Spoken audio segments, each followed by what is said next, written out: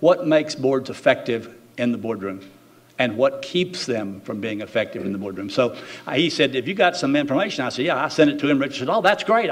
Gosh, this is great." Because Richard is a researcher extraordinaire. And a guy that I knew years ago said, I can deal with opinions, okay, but he said, but one data point is better than 1,000 opinions. And so we start looking at what research says, and that's a lot of what we do at this university, of course. What does the research say about how we are more effective in the boardroom? And so I got his book, obviously read his book. We had him down here to a research symposium in August of last year. He spoke in this very room to a group of people, stayed around for the research symposium after that. NACD brought him back here in October to do a program for NACD downtown. That's where Liz Ann Glue and some other people met Richard and tried to glom on to Richard every chance they got, because for some reason she went to the same university, got the same law school. I don't know why they thought they had something in common, but people do those things, as we know. And so that's sort of the situation. Well, he is an award-winning teacher, researcher, and the problem is, you'll hear from some others in a minute, so I might as well go and tell you, the problem is he is a lawyer. I mean, yikes. But other than that, he's got a really good background, and I would say that someone who teaches corporate governance law and ethics at York University in Toronto is fairly nifty. But this book that most all of you got a copy of, again, we were expecting 75 to 100 of you. That's why we're going to send you the book to the rest of you. The book is ordered, I promise you that. This book is all about the research he's done, the interviews he's done with board members, primarily publicly traded board members around. And this book is something you will want to read. I'm going to give you 3 quick excerpts from quotes from people he has interviewed. And I'm going to start with this one. The most precious commodity a director has is time. Now, when it comes to people serving on your boards, and those of you who serve on boards, would that be fairly accurate? I mean, do we have any of this anymore? And when we're asking people to serve on boards, if we're paying them, it's a problem. If we're not paying them, it's an even bigger problem, as you can imagine. That's on page 77. On page 73, another one of my favorite series of quotes. Some directors' views on education and training. You'll appreciate this, Cynthia. Training? We have no training. My orientation was 1 hour before the board meeting. Here's another one. Board training and education is non-existent. I'm shocked. There's basically no training or education. I'm very disappointed. And finally, directors learn after they get on the job, unfortunately. And this is from publicly traded boards who get paid. Okay? It's not from people like you and the people whose boards. And then I'll close with one last quote from page 28. This is one board member who had had more Sarbanes-Oxley and now, of course, Dodd-Frank than he needed. He said, if I hear one more thing about corporate governance, I think I'm going to puke. That was a chair of some board. So in any event, I don't think any of us are going to puke. But speaking today on how to create effective nonprofit boards, please give a warm Texas welcome to Dr. Richard LeBlanc. Did you want to put the microphone? Thanks, Dennis. Thanks, everybody. It's great to be here. What I'd like to do is sort of walk you through how I come at this, and I'm unique, I guess, among academics because many academics don't come at the field of corporate governance, I think, the way I do. I come at it as a researcher. I'm also a lawyer, but my primary job is a researcher. So I observe boards, and I'm fascinated by them. And I interview individual directors, and I'm fascinated by interviewing individual directors. They're very candid with me, and I see, as a researcher, the inside of boardrooms, hence the book. So I sit in a corner, and I observe, and I negotiate access with the board. And right now, it's probably about 1/3 publicly traded, 1/3 unlisted, and 1/3 not-for-profit. And I observe. Negotiating access is problematic because of confidentiality concerns, but I give assurances and I sign my life away that I'm not there to insider trade, I'm not there to use any knowledge, I'm there to observe and advance the field. Most academics don't do that. That's called qualitative research. It's very labor intensive. The majority of academic research is quantitative, which is they take proxy circulars and disclosure and try to associate the output of that with corporate performance in the for-profit context, and stakeholder performance, organizational performance in the not-for-profit context. The vast majority of the research in the field shows no relationship between these sorts of factors that are measured by quantitative academics and corporate financial performance. So when you think of Sarbanes-Oxley that Dennis mentioned in 2002 and the New York Stock Exchange guidelines in 2004, those guidelines primarily those rules, the NYSE rules, primarily focus on independence of directors. We want independent directors as regulators. Now, the scholarship at the time said that there is no causal relationship. So why are regulators unidimensionally focusing on independence of directors? What I had said at the time, and this was the mid-2000s, to our Securities Commission in Canada, is that what you want to focus on really is the individuals, the people in the boardroom. And Dennis mentioned Enron and very high-profile people, which is great. But I don't look at the sort of profile or the sort of reputational aura that a person brings to a boardroom. I look at the skills and the competencies, and in particular the behaviors of that individual.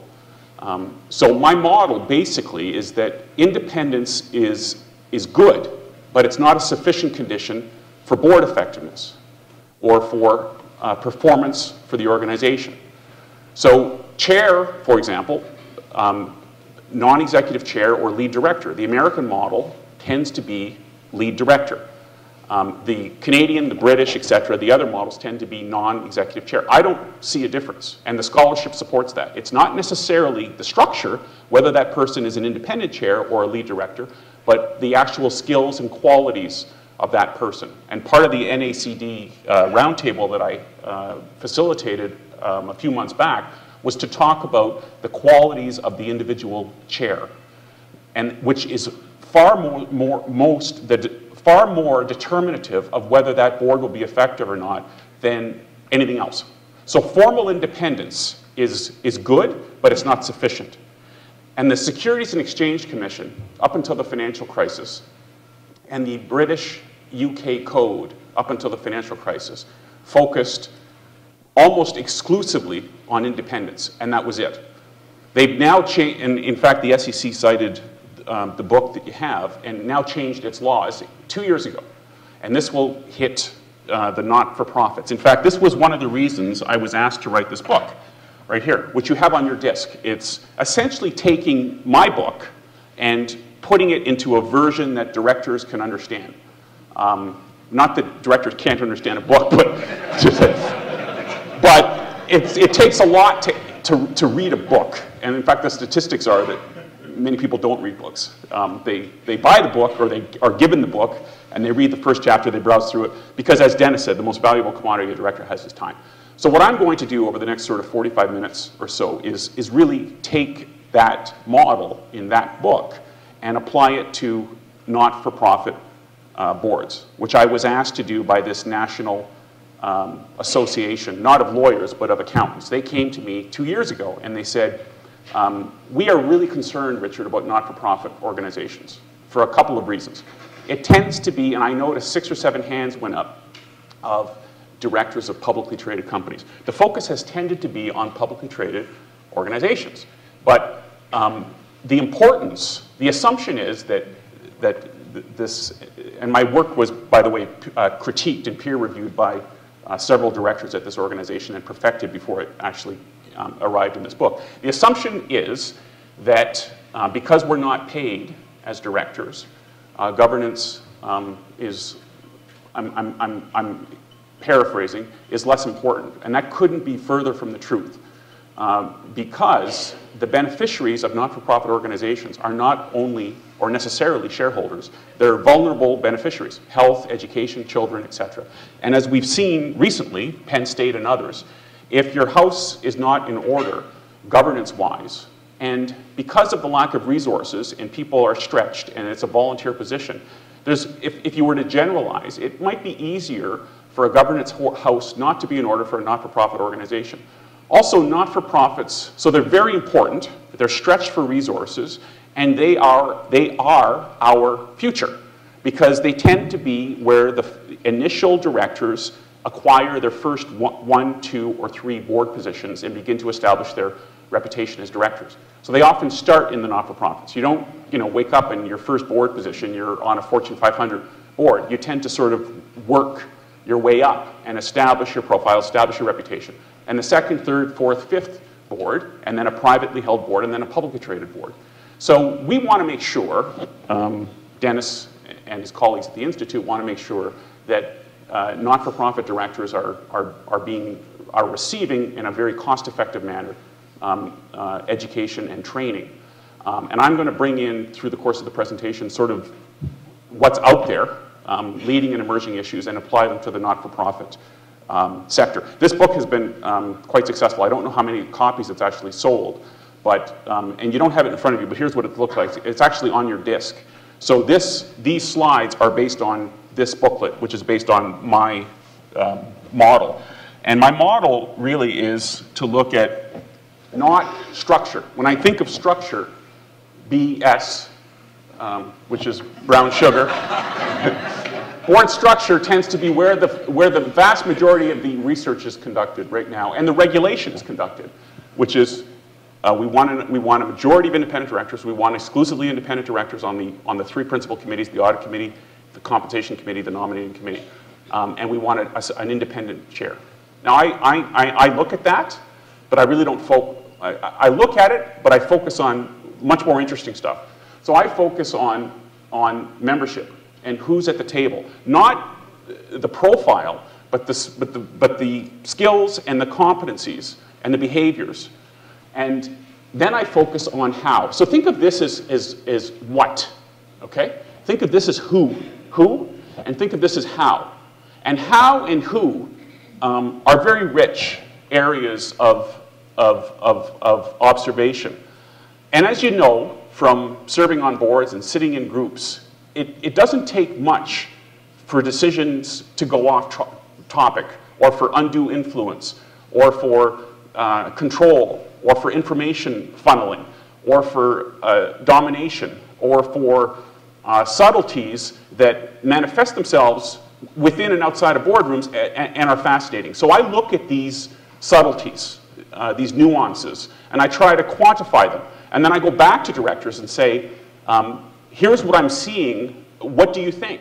And a director who's served on several boards or leads a board can give me sort of the inside scoop, so I could make sure that my interpretation sort of squares with reality, because we all are living in a socially constructed world. So part of qualitative researchers, they don't call it reliability or validity, I don't want to get too academic, but they call it sort of triangulation and confirmation and trustworthiness in how you go about and collect your data. We're very theoretical right now, but I'm quickly going to end my theory and I'm going to go right into the presentation. So I think this, until we can determine the board having an effect, the vast majority of directors, not-for-profit and corporate, tell me without a doubt, Richard, the board matters. Now, I, as an academic, can't show the board matters. Just because academics can't show something doesn't mean the phenomenon doesn't exist. And when you think about it, the majority of performance, organizational performance, is the quality of the executive director and the management team. The #1 job of the board is to hire, fire, and compensate the executive director. So how can the board not have an effect? But it's very difficult to prove quantitatively that the board has an effect. But when you're inside the boardroom and you're observing decisions, for example, when the board says to the executive director, no. How do you quantify that? You can see that in a boardroom, but it ultimately will not appear in a proxy statement. So I look at right here, down here. And for the remainder of the presentation, I'm going to tell you how the best boards do this, including not-for-profit boards. How do you look down here? Where's my clicker? How do you look down here in a way that is socially acceptable and you can do it? So here are, and I'm not going to go into depth on this, these are in the book. These are a series of behaviors that manifest themselves. They happen to begin with C, but they weren't really forced. They sort of, that interaction Well, they landed, but that, and C is a good name in the alphabet. But the interaction with directors that, you know, so-and-so is very controlling. So-and-so conducts a good meeting. You know, he's cheerleading, or he's always a critic. He's too critical, or someone is a constructive challenger. You know, as it turned out, and this is, by the way, actual data from a large bank board that failed, that I analyzed, that directors put themselves into various categories. And there was not a director, there was one director, which was a former leader of a country, was a consensus builder. Political people tend to be very adept at bridging consensus and bringing two sides together, and also humor. But the vast majority of these directors, they were independent. They were formally independent. When you think about it, it doesn't take much to be formally independent, right? You just have to be independent of management. There's about 15 sort of very specific issues that you need to be independent with, but if you don't know the company, you don't know management, you're independent. But think about that. You don't know the company and you don't know management, but you're independent. Well, how, and the CEOs tell me, how really can my board add value if they don't know anything about the sector or anything about the industry? So the Securities and Exchange Commission in the UK in the last 2 years after the financial crisis said, you know what? We think you actually need to know something about the business. So you need to be independent, plus you need to have certain experiences within the sector and skills and qualifications. And now, for current and prospective directors, these skills and qualifications need to be publicly disclosed.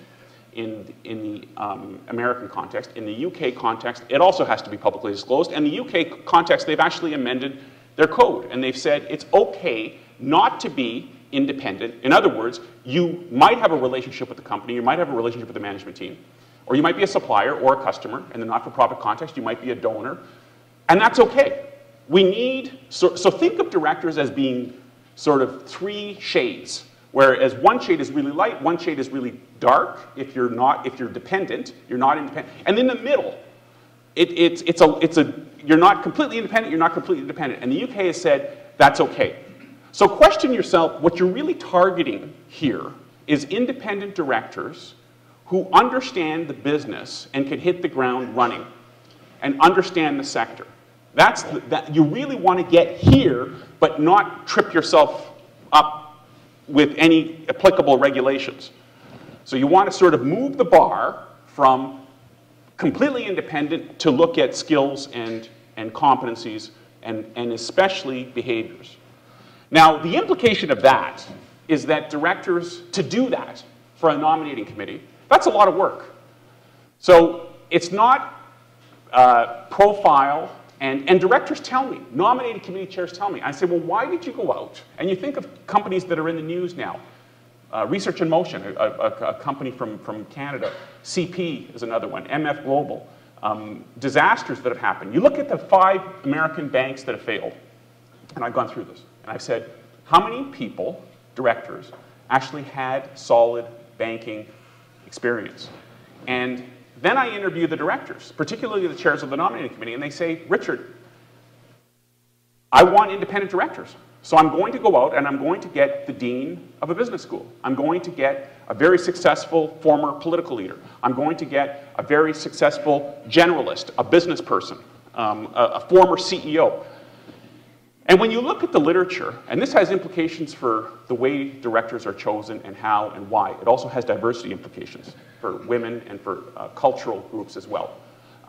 If you focus on these sorts of people, skills, not that there's anything wrong, but does the research support it? And do you exclude certain groups or certain individuals by focusing on, first of all, 2 questions. Does the regulation drive the selection of these types of directors? Because therefore it's a problem with the regulation. Or is the regulation being used for self-interest? To have a certain type of director on a board that brings an aura to the board. And it's probably a bit of both. The regulation drives it, but then there are directors that say, you know what, I want a CEO. And my question is, well, why do you want a CEO? Because they've run companies and they understand what it takes to, and then I unpack that a bit. And then I consult with the literature. And I say, well, what is it about? Is the CEO a competency? What competency is it? And why is it a CEO? What if you're a direct report to a CEO? Or what if you're a general manager of a smaller company with leadership experience that might be comparable to that CEO? So I begin to create a dialogue, and then I look at the literature, the academic literature, that says that CEOs aren't necessarily the better directors because they're dominant, and this is research out of Stanford, they're dominant and they're stretched. I'm not generalizing, but this is what the Stanford studies indicate. So the point is that when you're going towards the middle, you want to sort of not get bamboozled by the notion of aura and profile and independence, and really roll up your shirt sleeves. Because you don't have search consultants like the for-profits have. Really roll up your shirt sleeves and say, okay, what business are we in? What's our strategy? What's our mission and vision? What are our values? And I'm working with 2 not-for-profits right now on this exact issue. Who's our CEO? And what's the weakness? And by the way, the CEO's outside of the room right now. What is the weakness of our CEO? And how do we round out the equation so we get these types of directors? Because that search has implications for who you're chasing. It also has implications for who's on the board that may not necessarily need to be on the board and might have sort of skills and competencies that the board might not need at that time. Now, I can't tell you sort of, in a sort of general way what these skills and competencies are. I'll get to examples of actual data in the not-for-profit context, but that's really at the heart of bringing directors on to a successful not-for-profit board. And when you look at award-winning boards in the not-for-profit and for-profit context, and you looked at boards that have experienced problems, the award-winning boards really focus a lot of time, energy, and effort on the behaviors and the board membership and the board process, and particularly the recruitment and succession planning of individual directors. Okay. So the overview here is we're going to talk about recruitment, development, and assessment. So it's almost like a cradle to grave. We're going to bring directors onto the board, we're going to educate them, we're going to assess them, and we're going to get them off of the board.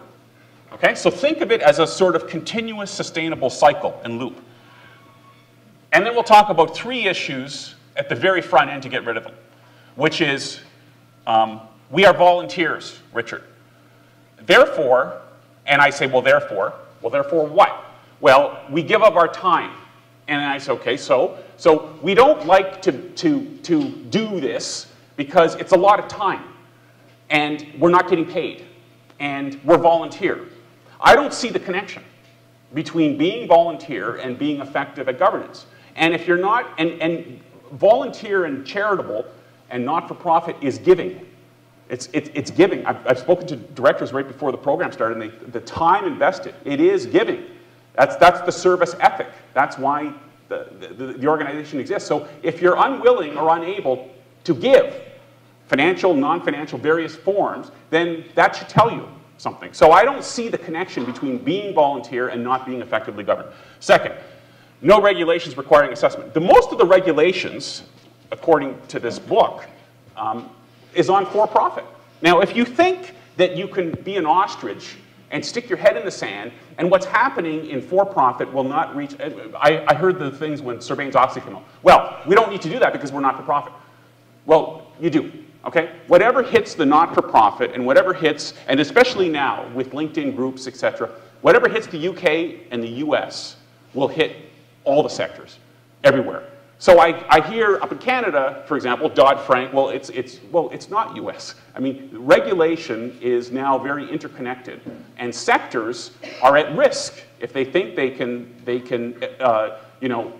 so it's not a question of whether it applies, it's a question of how it applies. And then the third is that the way that directors are appointed. Shareholders elect directors in for-profit context, correct? No. It's not correct. I mean, I teach that to my students. You elect a director, but you don't. Shareholders have very little say in the selection of directors. Now, that will change. In 3, 4, 5 years, Shareholders will elect directors. We will have some form of proxy access, which is the game changer for corporate governance. So what I'm saying to you is that directors now are self-selected, largely homogenous groups from individual directors and management. And we say that the CEO can't serve on the nominating committee, but that's not, any smart CEO can outsmart structure.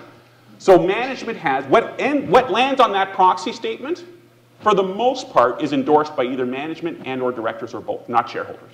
That's going to change. So in the for-profit context, you're actually ahead of the for-profit. In the not-for-profit context, you're ahead of the for-profit because you have appointed directors and elected directors. Now that doesn't mean that the director group that appointed or elected is that director, and this is an issue for not-for-profits, is your obligations are to the success and the best interests of the organization as a whole, not the stakeholder who brought you there. So this is another reason to sort of look at potential conflicts of interest and potential misalignment and potential misunderstanding between you're ahead of the for-profit, but you have baggage that needs to be clarified. So I don't see any of these three, and these were the three that were presented to me.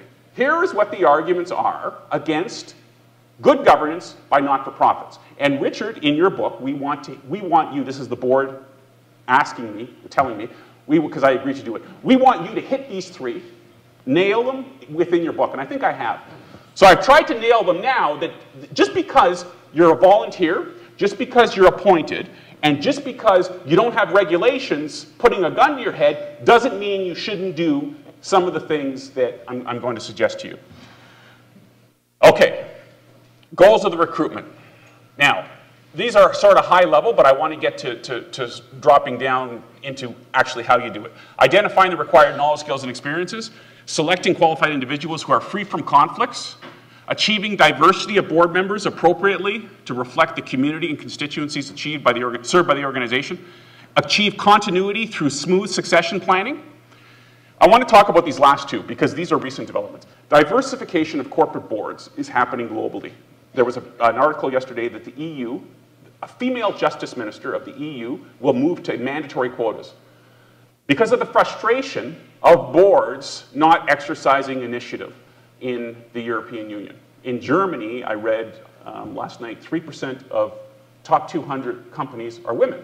So this female justice minister, and it doesn't have to be female because Norway, the person was male, said, you know what, enough is enough. So I'm actually going to move towards quotas for all European countries. The UK is somewhere between quota and sort of objectives. The US is neither. The US is disclosure. So now all publicly traded companies in the US have to disclose diversity plans. They did not define diversity. So lawyers can define diversity for you. And lawyers can say that we believe diversity is a diversity of perspective, a diversity of experience, a diversity of background. And I have some of my clients that claim to be diverse and have no women on the board, and have one woman or one visible minority, etc. So two comments on that is, I approach diversity from skills, a skill set, diversity of skill sets. So I'm going to show you the matrix here. And I believe that can achieve the desired effect of having a diverse board. The reason for diversification of corporate boards is the literature supports it, quantitative, it is mixed, but the qualitative literature also supports it, is that homogeneous boards tend to think in a very similar way and tend to have groupthink, which is the agreement for the optimality, the social cohesiveness of the group rather than the optimality of the decision. And having a mixture of skills and experiences on a board is a more reasonable likelihood that questions, constructive questions, get asked, and debates shift depending on how the question is asked and who asked the question and what the question actually is. So regulators have come to this, and they've actually proposed significant regulation across all these areas for diversity. The US, the UK, Canada, Germany, France, Spain, there's about a dozen countries in the last year that have said, listen, this is important enough, we don't want another crisis. Boards are the penultimate decision-making body for any organization. We want to make sure that the right people are at the table. And they've gone about it in different ways. Quotas to sort of a middle ground to a disclosure ground. And there are all advantages and disadvantages, but this is sort of a focus right now. The other focus is the fourth bullet point, which is renewal. And there's a focus now on capping term limits for directors. And the rule of 9 is about right. You don't have directors that are 10, and we have directors in Canada. Of our 5 top banks in Canada, we have a small number of large banks. In the US, you have a large number of large and small banks. We have 30 directors who have exceeded that 9-year cap by 10, 15, 20, and in some cases 25 years. So regulators have begun and the not-for-profit really has led this as well, that we want to see regular renewal and succession planning and a velocity of directors on board. So it does not become a sort of lifetime appointment where the board gets bigger and bigger and bigger, and you find that it's really tough to have a discussion. So let's assume that the members are not elected or appointed, or some of the board is and some of the board isn't. It really takes an effective governance committee and a chair of a governance committee and a chair of a board to have tough decisions with directors. Because I interview directors and they say, well, you know, I really enjoy serving. And don't think for a moment that the non-financial gains by serving on a significant not-for-profit board aren't important in the minds of directors. They are. And don't think that because they're not getting paid, they might say they're not getting paid and they're volunteer, but they achieve non-financial benefits and networking. When you ask directors, why do you serve? I like to network, I like to learn, I like to give back, I like to feel fulfilled, I like to meet people, I like to feel young. These reasons are not financial. So you get on and you stay on. And what happens is you sort of stagnate and you have a number of directors that are dated. And you don't have that stick. So the renewal stick, the term limit, is a nice stick. It's not the only stick. Ideally, you want to have a stick associated with performance. So you don't have a person, let's say you hit your 9-year cap, and your peers believe you are a terrific director, then a sort of one-size-fits-all thing may not necessarily be. And let's say you make a mistake, and you bring on someone who is stretched, and doesn't show up for meetings, or calls in, or doesn't do, and you can tell by the questions that are asked. And they're just really not bringing the value that you anticipated or they thought that they would. You don't want to have to wait, you know, for a renewal and a reappointment. You want to link that to the actual assessment of that director. And we'll talk about how to do that. How many directors on not-for-profit boards assess themselves and assess each other every year or two? Not a single hand. 1. Okay, 2. Okay. This is typical of the sector, and that's okay. Now, legislation, bylaws, we talked about election versus appointment, size, independence. Let me ask this question. How many I'm hoping that more hands will go up. How many not-for-profit directors have a position, a written mandate for the board, for each of the 3 committees, for the chair of the board, for the executive director, and for the chair of each committee? All of those. Put up your hand. About 10. Okay. That's not good, because you don't know, you can't point to the document for performance issues. What having these terms of reference does is it's like a competency matrix, which we'll get to. It holds a gun to your head and says, listen, why are we here? What are we here for? What are our responsibilities?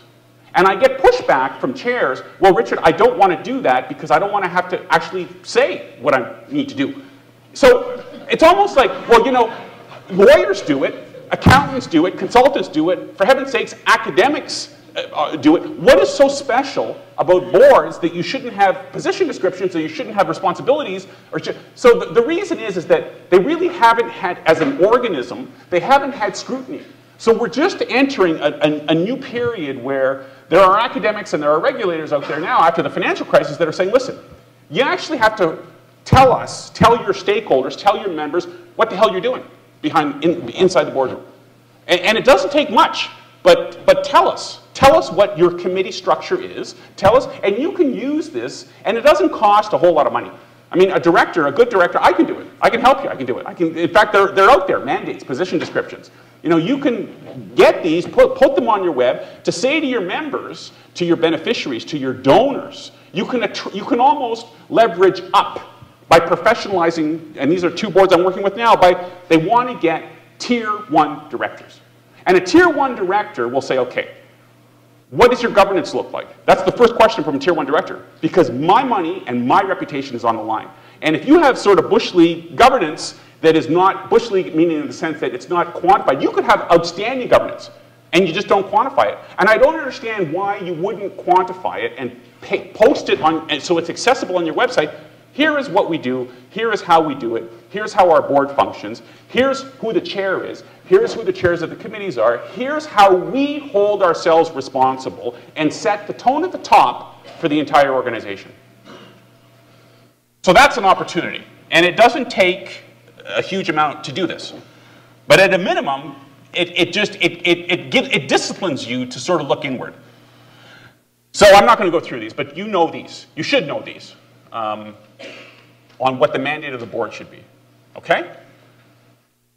Just give you a second to sort of digest this, and then I'll hit the rest. Okay, so that's the mandate of the board, right? That's what the board of a not-for-profit organization should do. So if you want, cut and paste this mandate, and that's your starting position, or use that as a mandate.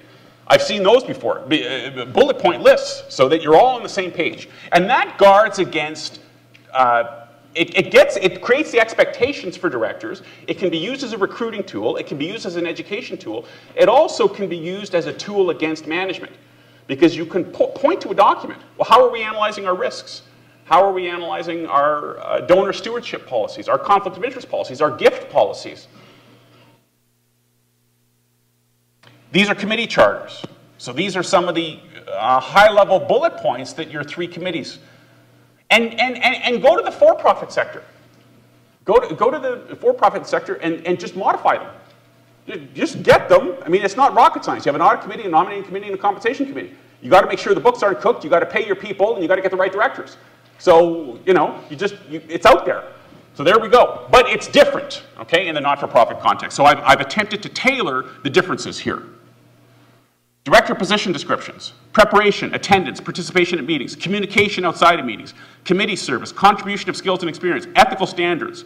And then for the chairs, you know, and I don't see a lot of this out there. So I've said to our Securities Commission, listen, number one, what's so special about boards, and why shouldn't they have a job spec? So I am looking at a board of a not-for-profit or a for-profit, know what the chair does. Who's the chair, what do they do? Who's the CEO, what do they do? Who's the chair of the audit committee, the nominating committee, and the compensation committee? And what do they do? And now all companies have to do this in Canada and in the UK and in other countries. The Americans are just getting there. Why? Because your NISE rules focused on self-assessment of the board and self-assessment of committees in 2004. It did not address individual directors. The surveys coming out of the US are that a majority of boards want to assess individual directors and want to recruit on the basis of competencies and skills. And you know what I think the issue is lack of comfort on sort of how to do that. You don't have a gun to your head because of the regulation, but it's also a lack of comfort. Is how do I, if I'm chair of a board, or if I'm chair of a nominating committee, how do I, of a not-for-profit organization, how do I implement some of these things in a way that works, right? Because it's not comfortable to look at your colleagues in a peer assessment way. So the question is, what are the criteria, Richard, and how do I do it? But it is not the case that you shouldn't do it, and it is not the case, and it is the case that if you don't do it, something can go wrong. The requirements to be a director of a publicly traded company are minimal. You have to be over 18, not bankrupt, and not insane. Actually, no, not found to be insane by a judge. You can be a few sandwiches short of a picnic. So, how do we move from not bankrupt, not found to be insane, and over 18 to a more rigorous performance expectation? Okay, here's how you do it. And this is data from a not-for-profit organization that I worked with recently. So you want to say, okay, who are, before you do anything, this is not working. I'm trying to click on the incumbent directors at the very top. Ignore this, okay? This is sort of your x-axis, this is your y-axis. Ignore your x-axis. Irrespective of incumbent or prospective directors. You've got to ignore the directors, okay? And start with a sheet of paper and say, okay, what's our organization? What's our mandate? What's our sector? Who's our CEO? What's our strategy? Those 4 or 5 things, what are the top, keep it simple, 5 to 10 competencies that we believe we need for this not-for-profit board? That's it.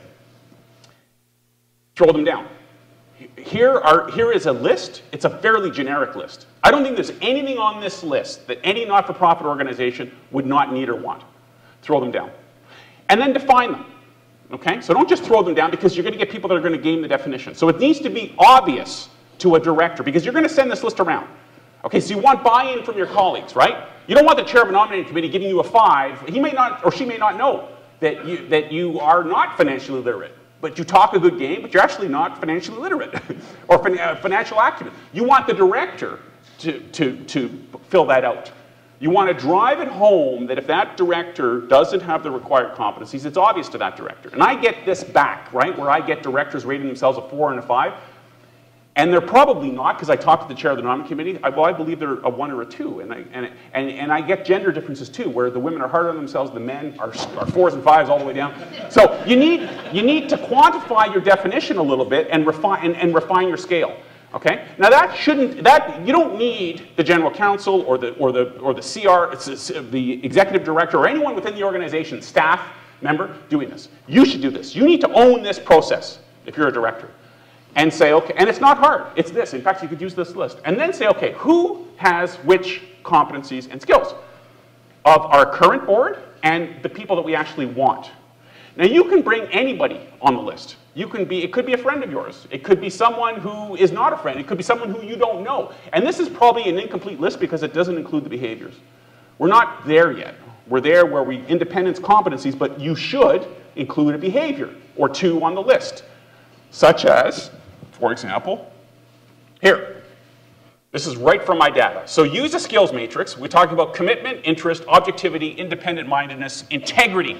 Integrity is number 1 on the list for any director search. Integrity means something in a director context. It means consistency between what you say, what you do, your actions, your transparency, your accountability, your disclosure of conflicts of interest, your reliability, your diligence. Integrity should be top of the list. But define it, because everybody believes they have integrity. But when you actually define integrity like this, not everybody has the same degree of integrity. This is not a motherhood thing. This actually is a quantitative thing that you can quantify. Courage, informed judgment, perspective, analytical.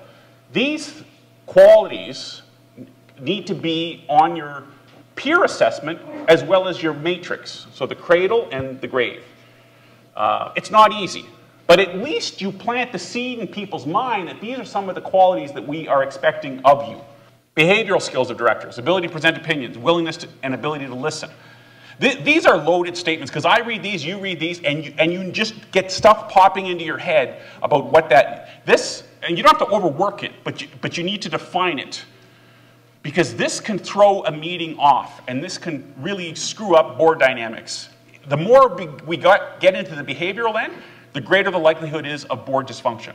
If 1 or 2 directors doesn't have some of these qualities. Additional qualities of chairs, the ability to lead, the ability to drive, the ability to understand the sector, the relationship with the CEO. These softer qualities, in fact, they did a report in the UK, and they asked the top 2 issues for boards in the UK after the financial crisis was the leadership qualities of the chair of the board and the industry knowledge of the individual directors. If the chair of a board does not have proper leadership, the board will not be effective. And I don't mean leadership in an executive, I mean you're leading the board. You're leading board meetings. So the style and the qualities and the example and the mentoring and the ability to hold people accountable and to set the right tone of the chair is probably the most important determinant of whether the not-for-profit board is going to be effective. So make sure your chair is effective. You have a problem if your chair is not effective and doesn't know he or she is not effective, and more importantly knows and doesn't care and doesn't want to resign. So your chair should have a position description and should have a limit, a 3-year with a renewal. And the NACD came out 9 months ago with actually how to do this for the lead director. And they had suggested a formal vote. It should not be that that the selection of the chair is gained by 2 or 3 individuals. It should actually, each individual director, I'm going to spend some time on this because it's probably the most important decision a board makes. The company makes the selection of executive director. The most important decision a board makes is the selection of chair. Each individual director should offer an opinion, should be able to offer an opinion to a disinterested person who doesn't want the position, or a committee, on who the selection of chair should be. And why? So you need a list of criteria, you need a position description to be distributed to the directors and say, okay, who on this board, or not on this board? Because it could be the case that you actually don't have a person that can fulfill, you actually might have to go out and recruit a chair. That's less likely. Chances are, if you have good succession planning, you're grooming a prospective chair. And then have that tallied, so you don't have undue influence, and then go into the meeting where that person or person is presented, that person leaves the room, and there's a vote, whatever the show of hands or anonymous, whatever the culture of the board is, so that there's buy-in by the individual directors. That chair hits the ground running, should have a safety outlet with a person who can be the go-to person for chair-related issues. They could be meetings, it could be integrity, it could be style, it could be too close to the executive director, because the executive director will try to capture the chair and try to co-opt the chair, and I'm doing interviews now where give the chair perks, give the chair jobs, give the chair gifts, a lot of which is under the radar screen. So if you come into a meeting and the decision's already made, your chair's been captured. Your chair's not independent. So you need a safety valve, and I'm not suggesting this happens, I'm saying this is what could happen, or it actually does happen, but I'm hitting the negatives. If these negatives, so you want to person-proof it, right? It's not personal to that chair, it's here's how we implement an effective governance regime. And then every year or two, the effectiveness of the chair should be assessed as part of the overall board effectiveness. Conducting a selection process. Now we're going to go back to recruitment. Establishing the new director profile from the comp. So you now have this matrix gap, right? And if you do the gap analysis properly, you're going to know what you don't have, right? And that will drive your selection, your profile. So when you begin to chase directors, you're chasing the profile. You're not chasing anything else. And that 5 or 6 directors that get dumped into the profile, so their CVs get poured into the profile. By the way, the CV is not a management CV. It's not a hierarchical CV. I'll say a little more about this to a group I'm speaking to later in the week on CVs and then interviews. But a lot of directors, prospective directors, make the mistake, and there probably is a number of them in the room, that when a board gets a CV, a board doesn't think, well, let me give you an example. I get a CV from and I help directors on massaging their CV at a very high level. And I get the CV, and it's a traditional management CV of 10 or 20 pages. And it's a number of positions that you've held with increasing level of responsibility within an organization.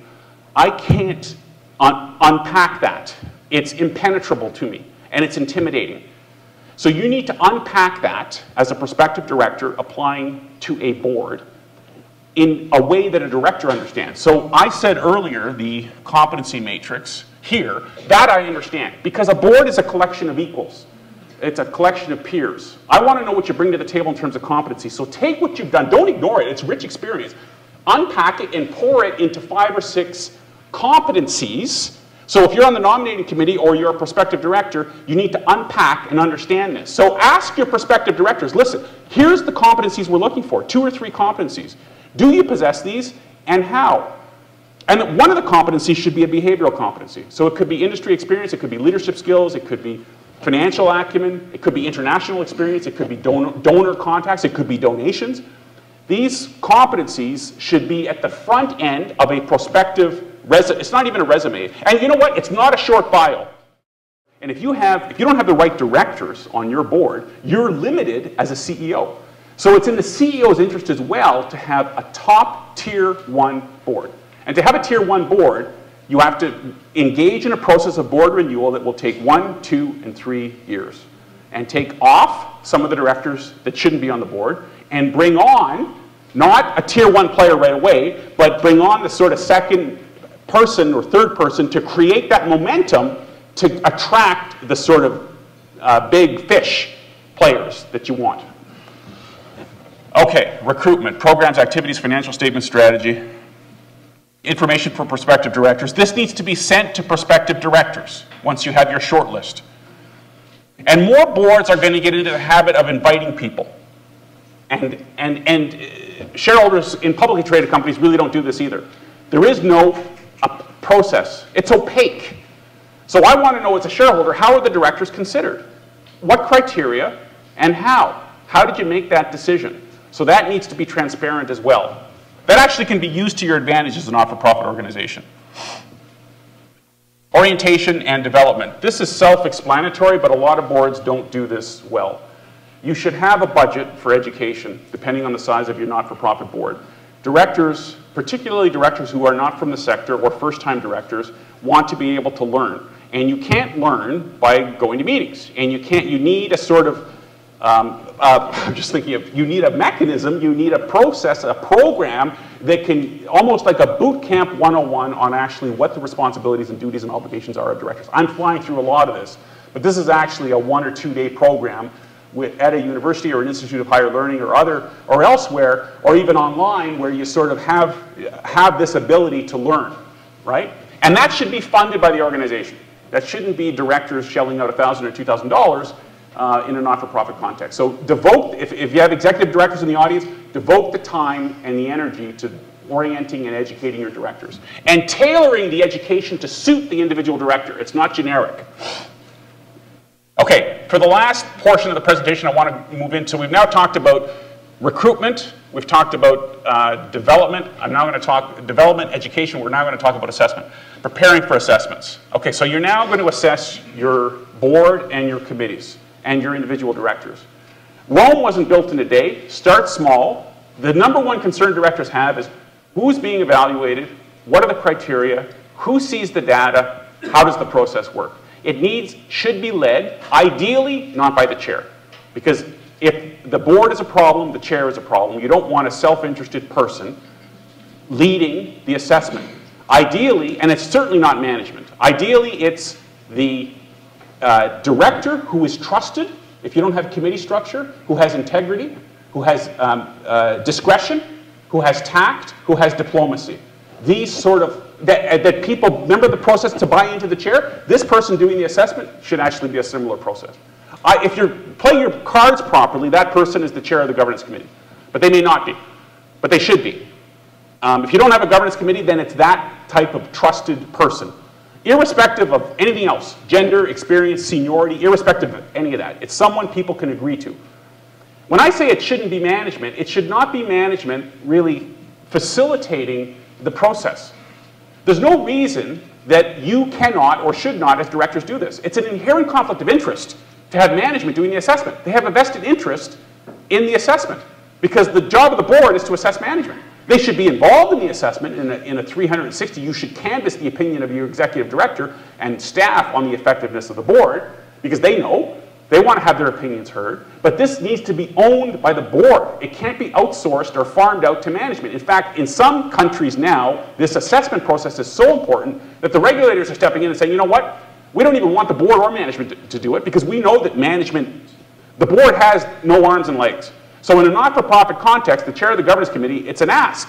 You got to collect the papers, or do it online. You got to ask the questions. You got to tab, but it's an ask, but it doesn't have to be an ask. It can be done properly without a whole lot of time, energy, and effort. You don't have to build a huge ship. You can do this very effectively by asking. I've seen very effective assessments on 1 page, on 2 pages, with the right director conducting the assessment, who gets the data and has the tough conversations and asks the tough questions. It should not be outsourced to management because they're conflicted. It should not, so the regulators are beginning to say, we want every 3 years, and this will hit the not-for-profits. Every 3 years, you got to go outside the company. You got to have it, because outside the company, it's almost like an audit. You have an audit for the audit committee, compensation consultant for the comp committee. This is sort of a governance consultant for the governance committee. So every 3 years, every 2 or 3 years, you go out and you have an independent assessment done. Because that independence brings rigor, structure, independence, asking the right questions, current knowledge, and a good advisor has done dozens of these things. And that person's knowledge and experience can be brought to bear. Because it is an intimidating process if you haven't done it or you aren't doing it well. And you have baggage. People think you're conflicted. People think it's political. People think that you have a vested interest. And you may or you may not. But even if you don't want to appear to have. So there are advantages to using outside advisors. And outside advisors don't necessarily have to be paid. they can do it in a not-for-profit context for giving back. So they don't necessarily cost money either. So who does it, how do they do it, and who sees the data? And how is the data debriefed upon? Okay, so the implementation of an assessment is an issue because you don't want the assessment done and nothing happens. The mandates are still the same, the people are still the same, the sort of difficulties are still the same, the issues are still the same, and nothing happens. Well, why the hell do we do the assessment? Right? So you need to implement that assessment and own it. So the chair of the board and the individual directors need to have to-dos and prioritize the results of the assessment. And if you're really good, you'll incorporate that into your next round. So what am I saying in a nutshell is go small, tailor it to your organization, don't avoid it because no one likes to be assessed, you know, but you need to do it for the right reasons. And I'm noticing now an uptick since the financial crisis, not on board or committee, but on individual directors. Because you want the right directors on your board.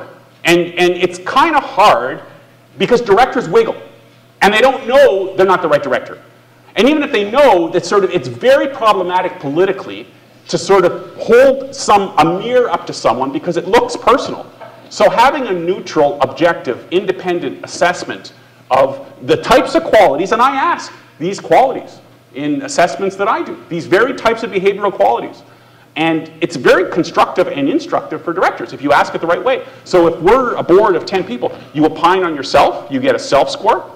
You opine on directors. Each director gets a peer score. So I know what I think I did on these 10 competencies. I know what my directors think, and there's a gap, right?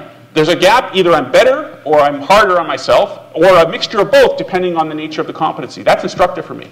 And you need to take that gap, have a deep, and here's where the chair of the board comes in. You have a debriefing with the chair of the board on the gap.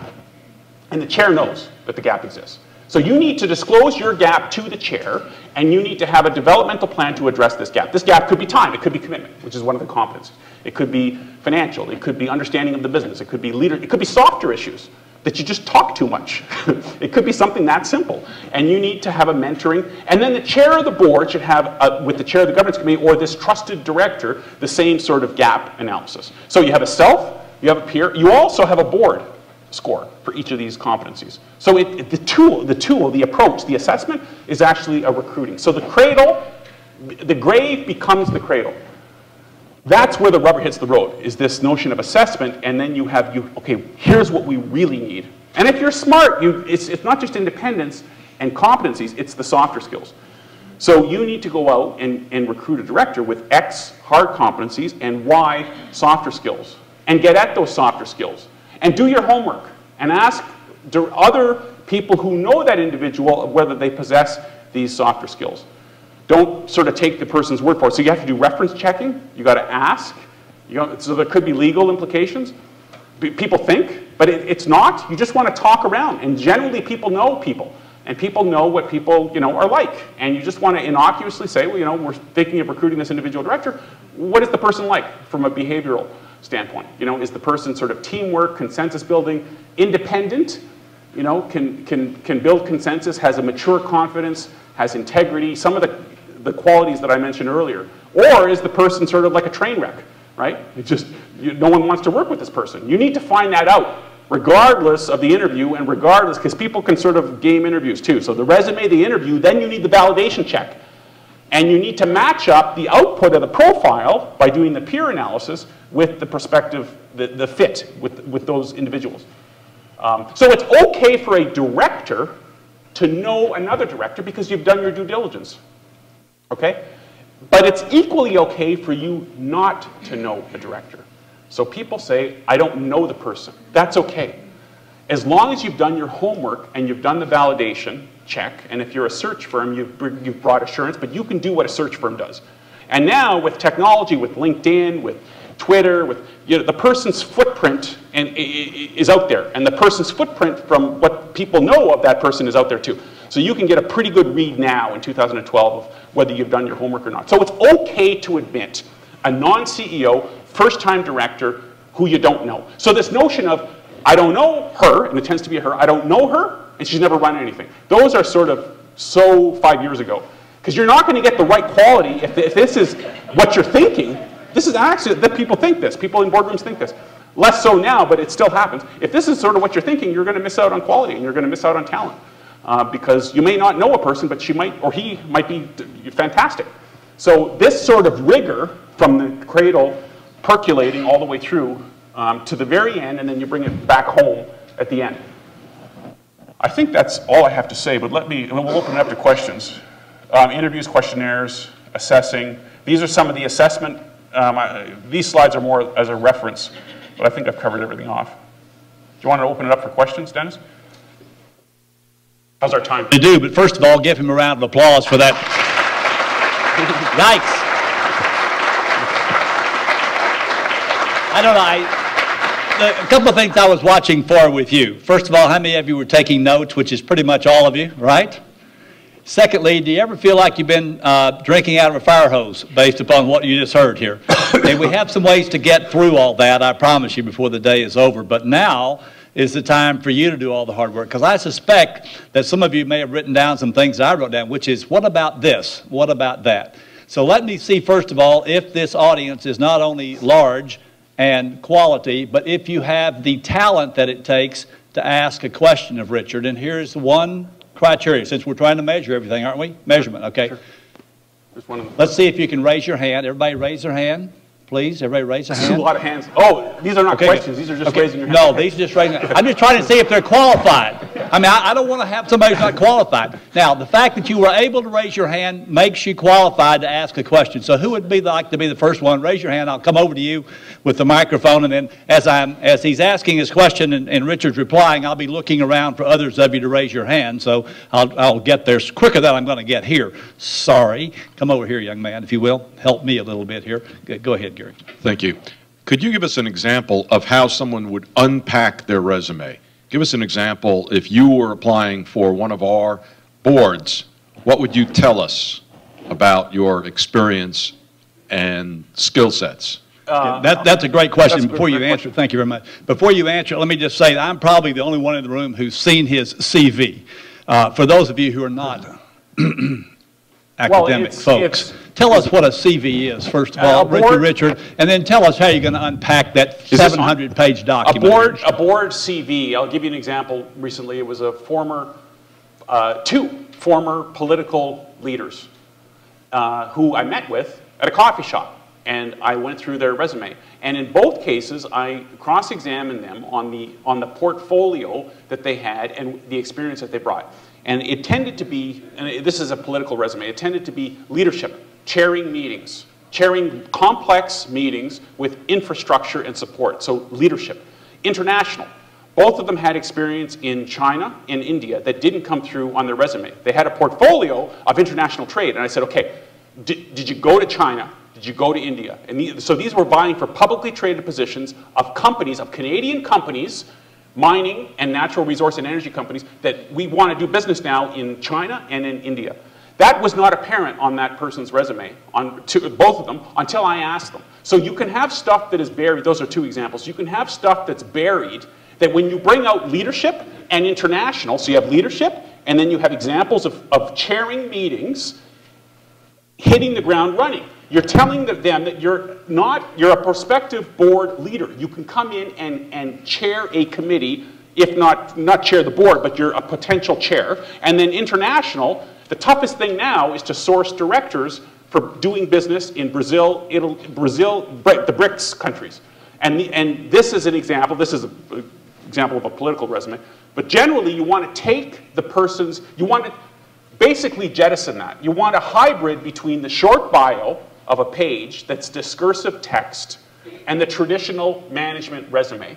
You want a hybrid of that unpacks competencies, so you have no more than 6. I don't know what your organization does, sir, but if I were looking at your organization, let's say it produced widgets, okay? I'd like to widget experience, I'd like leadership, I'd like financial, I'd like interpersonal, have 1 or 2 behavioral qualities, and it's not rocket science. So take donor, in the not-for-profit context, relations, understanding beneficiaries, the market that you're in, the people that you serve, contacts, networks. Take all that good stuff and jam it into 2 or 3 pages, because that's all I can digest, Because I'll scan your resume if I'm a nominating committee chair for maybe a minute or two. It's almost like an MBA admissions chair. So I can't digest a short bio because it's impenetrable, and I can't digest a 20-page resume. You, sir, need to land right in the middle of competencies, okay? And use the exact words that the board is looking for. So the match is obvious, that you fit what they're looking for. And recruiters now, search firms, are getting attuned to this, and registries, the National Association of Corporate Directors, you go on their registry site, they're asking you for these competencies. So you need to look at it in the form of competencies, not job titles, and not, I worked at XYZ for 10 years, except, I mean, that's great, but you need to unpack that. Okay, great. Good question. While I ask this, Maria's going to ask you a question, but if you push that button and just darken those screens, that'd be easier to see you behind, I think, sure. At this point. Okay, Maria, go ahead. Mm-hmm.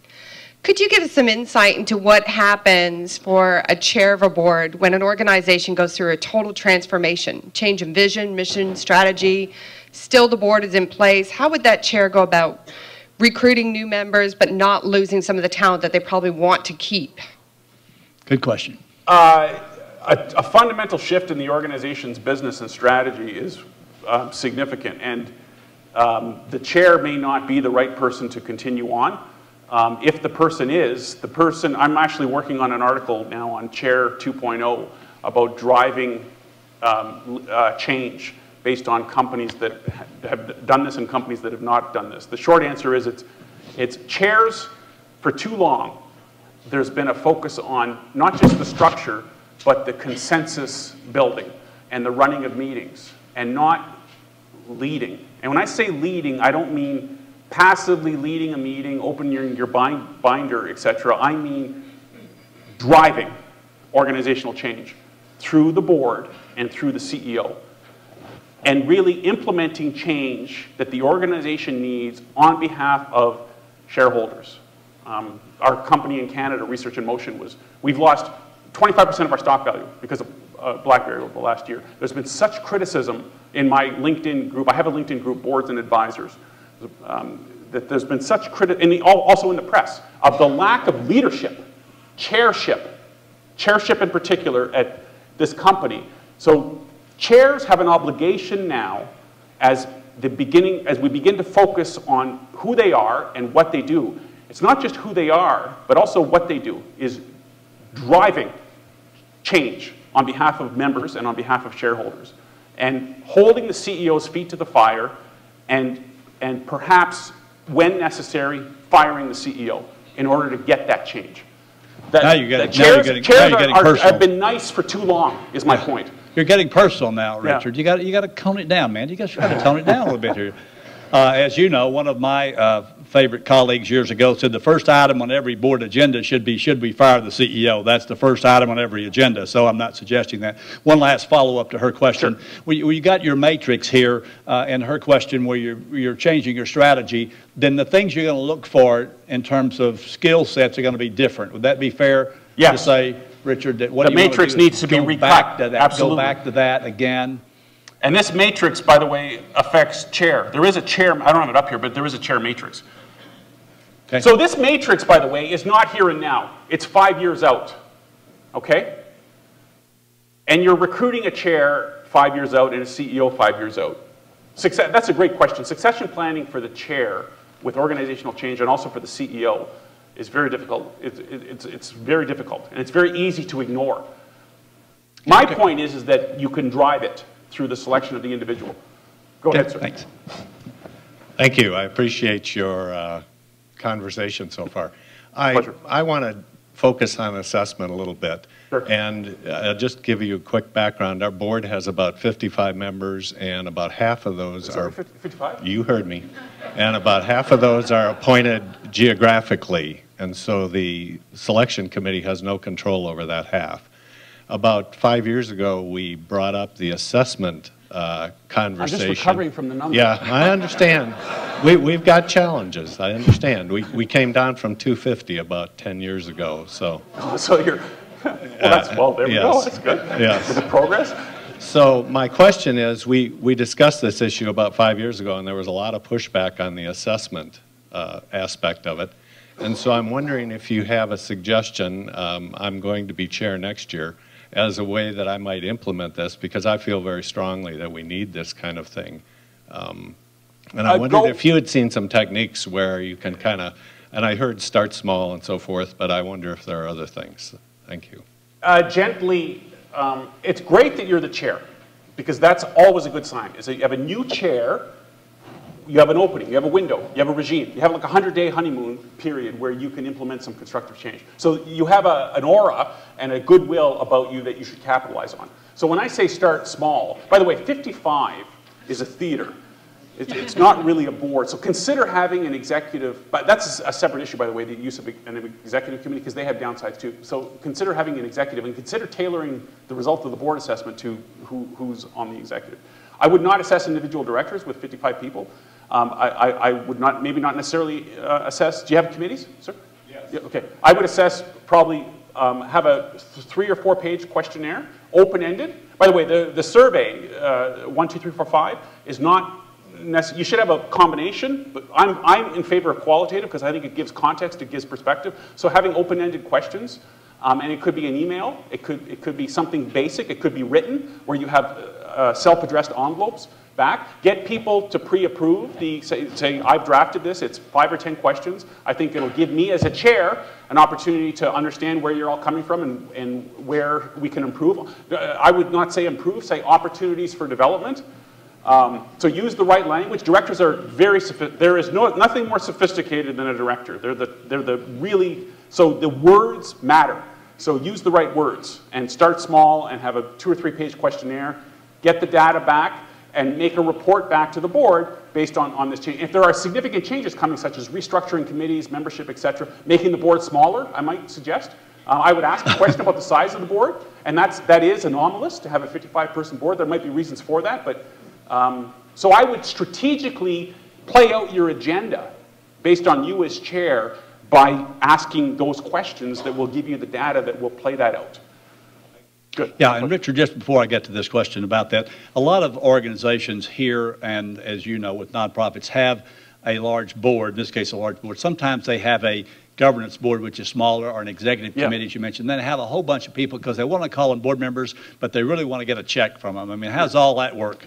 Executive committees are very popular for not-for-profits for exactly the reasons Dennis articulated, where you sort of have a board for the sake of having a board, but be careful that you don't have liability attached or expectations attached with that, and then you have an executive board, which is the real functioning board. But be careful of maybe calling one an advisory board and the other one the board, as opposed to a board where you set the wrong tone and set the wrong example, where people cut checks but don't show up for meetings, and then stuff gets, and I'm not saying this is Penn State, for example, but stuff, and I'm not saying this is Penn State, but stuff, it just popped into my mind of an example where stuff could fall through the cracks of ethical things, where code of conduct, internal controls, reputation, lighting on campus, internal controls over keys, how investigations occur. And if you create a passivity among directors that we just want your check, that's one of the reasons, by the way, Dennis, that I was asked to write this book, is because there are a lot of donors out there that want to be on the board and write checks, but don't want the obligations associated, or in fact, in some cases, don't know how to actually be a director. So the notion that we want the check, which is good, what you want is sort of the check and the performance aligned in one with a smaller board. So just having a larger board to get checks is, and I'm not saying Dennis is saying that, but it tends to promote or invite stuff slipping through the cracks and passivity. Okay, good question. Sir. Well, on the topic, this relates to the first question back in the corner, but two-part question.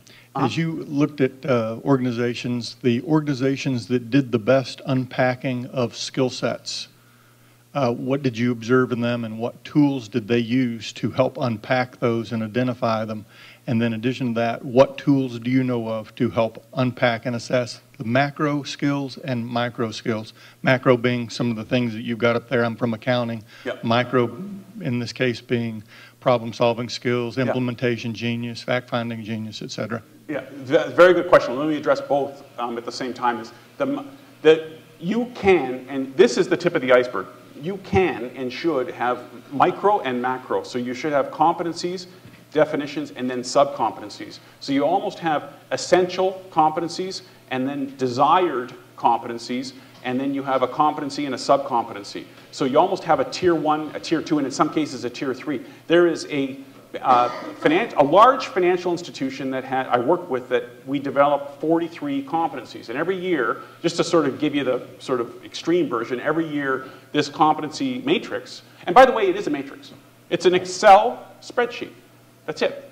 So it's not sort of rocket science. It's a matrix with competencies, a tier 1, tier 2, sub, and macro and micro. And if you think something is important enough, it should hit the macro. And the other thing that this organization did, or as best practices, inclusive.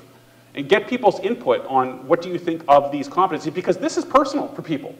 Because if my competencies aren't on this list, that is a signal that, so you need to be able to justify why you've picked these competencies and why you're looking 4 or 5 years out and where the organization needs to go. It is irrespective of current directors and irrespective of where the organization is here and now. It's sort of, what do we want to be when we grow up? I hear nonprofits really driving the matrix. So the answer to your question is yes, go micro and go macro, and this is really, this can be complex, but that's not necessarily a bad thing. It shouldn't be a napkin. If you're doing it for the first time, you can do it on the back of a napkin, which is what this is. If you're mature or you want to get serious about it, then you have to unpack it. And unpack leadership, for example. Leadership is not, and I see this all the time, CEO. It's not. It's enterprise leadership. It could be the person has led an initiative, has led a profession, has led a field, has led an endeavor, has led a small organization, has led community networks, has led, so unpacking what leadership is and the qualities that leadership bring so you can have a leadership matrix, for example. I've seen these. You can have an industry matrix. Industry, what type of industry? I mean, industry is a generic word. You can have a leadership matrix, an industry matrix, and a functional matrix, where you have functional groupings. And you also have relational matrices, community relations, government relations, which is contacts and networks, which is often overlooked by directors. It's 3. It's strategy, oversight, but service and networks, and the Rolodex that director brings. That can be quantified in a matrix. So you can have intersecting 3, 4 macro matrices intersecting, so you have a must-have and then a nice-to-have. And directors fill it out. And then it becomes very obvious who shouldn't be there, and maybe that might be something for the 55 directors, who really doesn't fit the matrix anymore. You mentioned... And also, sorry, consult with the CEO about the matrix, too. Don't ignore management. I said earlier, you go to management, you say, what would your dream board be for this not-for-profit organization? They know. They'll right away, they know, I want this, this, this, this, and this on this board. So take that, filter it, understand it, and pour it according to your judgment into the matrix. Sorry, Dennis. Sorry, you mentioned community awareness. Does community organizing skills, would that help in being elected to something, you think? Yes. Okay, good, just checking. Were you thinking of a person? Oh, no, I didn't think political involvement. Political leader? Barack Obama was a community organizer. Yeah. Once a board does a great job of recruiting and identifying competencies and brings on new directors, how do you get your board chair from not dumping on that person all the new tasks and responsibilities because they're so excited about having someone to fill that gap? So your question is, how do you not beat up your directors after you've done all the work? Well, it's just, you don't, by the way, I don't mean to be over the top in any of this. This is, a board is a collegial, enjoyable, fun, stimulating, dynamic place to be. If you've done your homework at the back end, the front end sort of takes care of itself. This is sort of the nuts and bolts of the back end, but it's not, you don't beat people up when you're in a board. Actually, I saw that once where there was an actual fight in Portugal. But we want to be sort of mature and genteel, and a lot of the behind the scenes work actually helps you inside the boardroom. So inside the boardroom is created. It's a pleasure to see a beautiful board in action and a management team that's fully engaged. So all this work pays off inside the boardroom. I like the way I brought that book. Good. I like that too. Okay, here's a question back here. Carol? Yes, ma'am. Hi. Have you seen this taken down one level to the committee structure where you actually have a competency matrix for committees? I chair the finance committee. Yes, I don't mean to ignore the committees. They have their own matrix, and the matrix flows up to the governance committee to select the, by the way, that's an issue, but who is on the committee and who chairs the committee should also be an equally inclusive process made by the governance committee, and if you have one, not made by one person, and the matrix, the skills and the qualifications of and the interests of the person should be aligned. And the rotation and the learning curve among larger boards with committees should be factored in as well. I didn't mean to ignore committees, ma'am. That's a very good question. It was a very good question. Who's next? Okay, stand up, young man. Appreciate the young part. That's all right. I guess my question is the concept of a chair/CEO role. Isn't there an inherent conflict in that position? Yes. What's your first name? David? Russell. Russell. Russell said, is there, yes. You're never going to out-argue the conflict, okay? But let me tell you what the literature says, first of all. Let me tell you what the conflict is, what the literature says, and then what is being adopted in terms of best practice. The conflict is the CEO runs the company, the chair runs the board. The chair runs the board, the CEO runs the company. If the CEO and the chair are the same person, the CEO is accountable to the same person that he should or she should not be accountable for, because it's a conflict to have two people with the same role. Now, the Americans have said, this is not, by the way, I agree with the Americans. The Americans have said, well, hang on a second here. Not Richard, but hang on a second here. If I'm right, and it's the qualities of the individual, and you separate for the sake of separating, and that can be a disaster. If you have a weak chair or dominant chair, a caretaker chair or a controlling chair, and a CEO, and they don't get along, and one is trying to, and you don't have that chemistry, and that chair, or the chair is beholden to the CEO and doesn't have the independence of mind, or the chair doesn't understand the industry, or the chair doesn't have the leadership skills. So the Americans have said, well, we kind of think, first of all, we don't care what everybody else does, okay? So we say Canada, the UK, Australia, New Zealand, and the zealots, they jump up and down and they say, you got to split the role. And the Americans say, okay, well, that's nice, but what does the literature say? And then people like me say, well, the literature actually doesn't support any of this. It depends on the qualities of the individual. So then the Americans have said, the National Association of Corporate Directors, 83% of their companies, according to the recent survey, had lead directors. So the Americans have said, listen, if the circumstances warrant, such as this woman over here, a major change, we might believe as a board, we want to pair up. So there's unity of command, stewardship theory, we want that person driving the organization, and there be no ambiguity whatsoever. That's up to the board. And the board is inside the boardroom, they know. And you could do that if you wanted to, and about roughly 50% of American companies have the roles combined. So it's a conflict, yes, but just because it's a conflict doesn't mean you can't manage it, and doesn't mean that you can't have other structures and safeguards in place, including an effective lead director, to actually manage that safeguard. What would be a lead director, Richard? Tell us about that. A lead director would be someone who is the counterpoint to, Russell, you're chair and CEO, and let's say Larry Tannenbaum is in effect, Larry Trotman is an effective lead director. So you come in, the thing that a lead director does that a chair doesn't do is chair the meetings. But Larry has a very good relationship with you, will see the agenda ahead of time, will look over your shoulder, will determine what information needs to get to the board, and he will be just as good as a non-executive chair, but the board has decided in its wisdom that we want you to occupy both roles. Now, this is not a power grab by Russell. This is a learned, mature decision by the board that we have faith and confidence in Larry. That's our decision.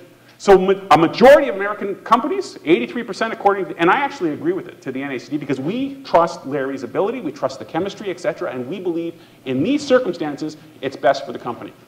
And the Americans have done that. So the SEC has said, and it's very similar in the not-for-profit context, the SEC has said, tell us what you're doing and why. And that's it. And the literature supports it. The literature supports that it's the qualifications and skills of these two individuals that matter. And that should be an inclusive decision, whether you have a non-executive chair or a lead director. It shouldn't be unduly influenced by Russell It should, in fact, Russell should leave the room. You should have an executive session to decide, thank you, Jack, on what the leadership structure should be. Great question. Sherelle. Hi there. I chair a board, and as I'm listening to you talk about the assessment process, I'm like, okay, good. We do like an annual assessment. But I'm trying to figure out a way to word this assessment to put more teeth into it, because what happens is there are questions like, do you understand the mission, you know, those types of things. But the people who I know aren't necessarily, you know, they're stretched, or, you know, to use your term, they aren't all the way in it. I know who they are. Yeah, and you want to, okay, what's your first name? I'm Sherelle. Sherelle. Garbage in, garbage out is what Sherelle is saying. You want to ask, as chair, the tough questions. You can choose whatever questions you want. So you need hard-hitting questions that get the data that you want, which was earlier. So asking, you know, and I see the questions, and so they're on the internet, we have an effective risk management program. Well, yeah, I believe we do. So we have a 7 out of 7.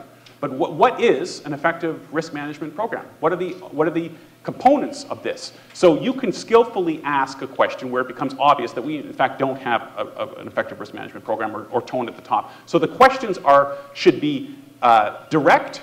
It should be tailored to the organization. The scale, by the way, agree and strongly agree. You get strongly agree and agree. You get 6s and 7s, and you can't differentiate between a 6.4 and so the effective scale is actually an effectiveness scale. It's not an agree versus strongly agree. It's how effective we are. And you have 1 and you have 10, and then you can pick. And I get a spread when I do that. So the scale helps and the questions help. And when I said earlier, cut and paste from the internet, what's publicly available, I mean, take what's publicly available, and the law firms do this too, is they suggest, and the accounting firms, they suggest, get professional service advisors, but don't be driven by it. You know your board, and you know what questions you need to ask to get the data that you need to renew a board or to change a mandate, etc. So you can cleverly ask tough-hitting, hard-hitting questions to drive board change. And you should ask something like attendance, right? I mean, I think that's one of the things she was talking about. Attendance is there, correct? And asking intelligent questions, right? And talking too much. Commitment. Preparation, right? All those things. And is there something else you really like that? Are any of the other board members here, by the way? No. Okay, good. All right, good. And I'm not going to tell you that her name is Sherelle Evans. But nevertheless, is there anything else you want to follow up, or you're good with that? Am I more so looking, because something in what you said during your presentation made me think that the assessment should also ask questions of the board member to say about other board members, or did I misunderstand? Yes, that's a peer assessment of individual directors. You can ask that clever question in a board evaluation where everybody opines on the question. You can twist and turn different questions to almost get a peer assessment by asking a question about are you satisfied with the performance of other directors? And if not, why not? And see what happens. But be careful when you get into individual director ones that you never know what you're going to get. And you have think through the process of assuming you get negative data. Like assuming that, so you need confidentiality, you need sort of unpacking it so it doesn't hit everybody. And think about management leaving the room to discuss the assessment when you do get it. Because I'm sorry, I forgot your name. Sherelle. Board CEO and board management relations should be part of the assessment. Okay, I'm going to ask you to follow up on one thing here. We have a lot of NACD members here, and for those of us who are, I'm on the national faculty in NACD, and we actually do board assessments. I'm not suggesting that we do your board because it costs a lot of money through NACD. But what I'm going to say is it's a 75-question thing about each board member. That may be a little bit more than starting simple, would you say? Yeah. Right. And so, you know, when we do it, we're actually talking to the people. We get a 75 question assessment about each individual. And that's a lot. You know, you don't want to start there. So just start small, do what you need to do. And before I get to this question, one of the things that we do in corporate America and have to do under Sarbanes-Oxley, in fact, is executive sessions. What do you see in the not-for-profit side in terms of executive sessions where the board does meet without the executive director? They're happening, but let's have a show of hands. How many each meeting, either at the beginning or at the end or at some point in the meeting, does all management, including the CEO, leave the room? Put up your hands. Every meeting. That's about right, about 10, 20%. This will hit, should hit. This is great. The regulators have said, listen, we want to make sure that you're talking amongst yourselves, when you're not having elevator conversations, you're not having offline conversations. It's actually structure and it's part. So CEOs don't like this because they lose control. And I've had to kick CEOs out of the room, and I've had to say, listen, I'm best practice professor, you got to leave the room. I don't want to leave the room. Like, literally, well, I don't want to leave the room. Well, you have to leave the room. And so the stick here is regulation in the for-profit sector. In the not-for-profit sector, unless you can tell me why the CEO shouldn't leave the room and what's so special about the not-for-profit board or your board in particular, consider the 80% of people that didn't raise their hand having at least 1 or 2 executive sessions annually. It really reinforces accountability to the CEO that you work for the board, and the board needs an opportunity, and they will talk about the CEO. So I've said when I booted CEOs out of the room, listen, they're here to talk about you. And if you're a hard charger and a type A CEO, and most CEOs are, you're totally okay with that. You want that feedback. And then the lead director, Lawrence or Jack, the non-executive chair, will talk to Russell, the CEO, after the executive session to give feedback to the CEO. And it works beautifully. So I highly recommend the executive session. Good, thanks. Yeah. Well, just a comment and a question for you. Yeah. The comment is that with regard to the separation of responsibilities in the chairman and the CEO, clearly the CEO has incentive to manage the process because their paycheck, short-term and long-term, is dependent on how the organization functions. And the lead director clearly is a back way trying to accommodate that.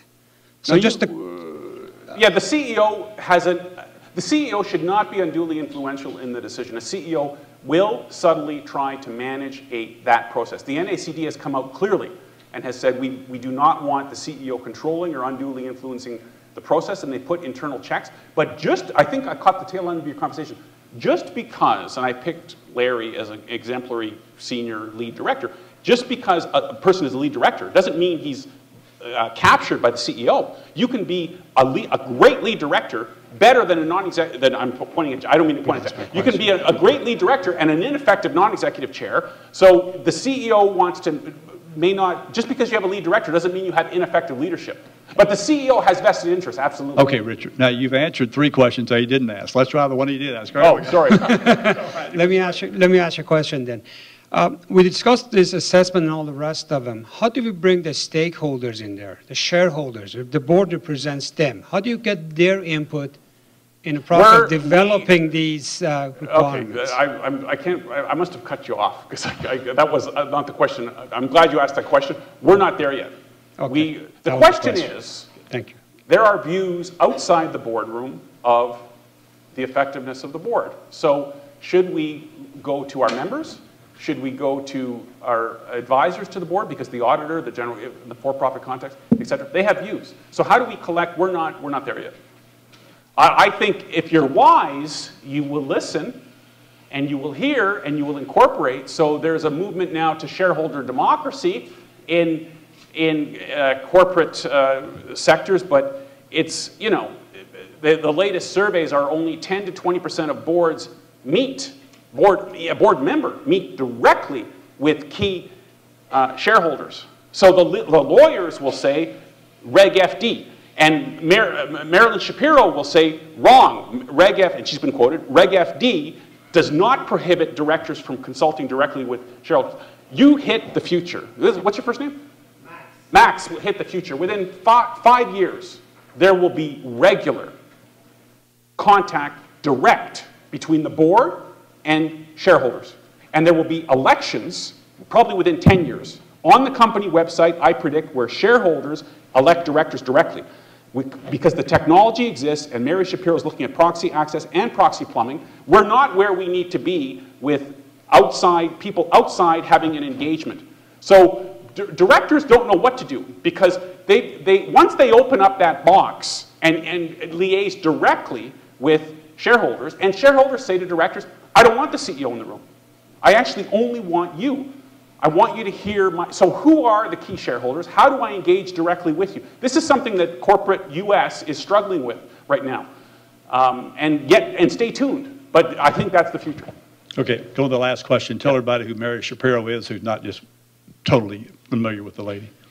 Just totally unfamiliar. I mean, let's assume that all these people don't know who Mary Shapiro is. Mary Shapiro is the chair of the Securities and Exchange Commission. Thank you very much. Sorry. Larry, that's all right. Larry, you have the last question. Richard, in a public... You do not have the microphone, but you have the last question. Fair enough. In a public company setting, there are a couple must-have positions. Audit committee chair, financial expert is required. To what extent do you see that in a nonprofit setting, and how important do you think it is? I think it's very important having an audit committee and having, if not a financial expert, having people that are financially literate. And I think the bar for financial literacy is not, can I read a balance sheet, a statement of cash flows, and an income statement? It's higher than that. And I think any good not-for-profit organization will reach a critical size where they say, listen, we need to have our books regularly audited to put the heat on management in a cost-effective way. I don't see the regulation coming, but I think it's a wise thing to consider that should we adopt some of these private sector corporate practices for our organization, you can have listen, I'll close on this comment. You can have a large, complex, not-for-profit organization that is more complex than a for-profit because it's large, it's complex, you've got beneficiaries, and you've got moving parts. And it's very dynamic. And if you're a national or even a regional and you're not professionalized in terms of some of the suggestions that Larry made, then consider it. And consider it as a matter of best practice, not because you have to do it or the regulation is telling you to do it, but just you reach a critical size and complexity that you should have it. I've thoroughly enjoyed this, and I think now we're going to take a break, and then you're going to critique everything I said by practicing directors, so I welcome that as well. So thanks, everybody. Richard LeBlanc, ladies and gentlemen. Great job, Richard. Great job.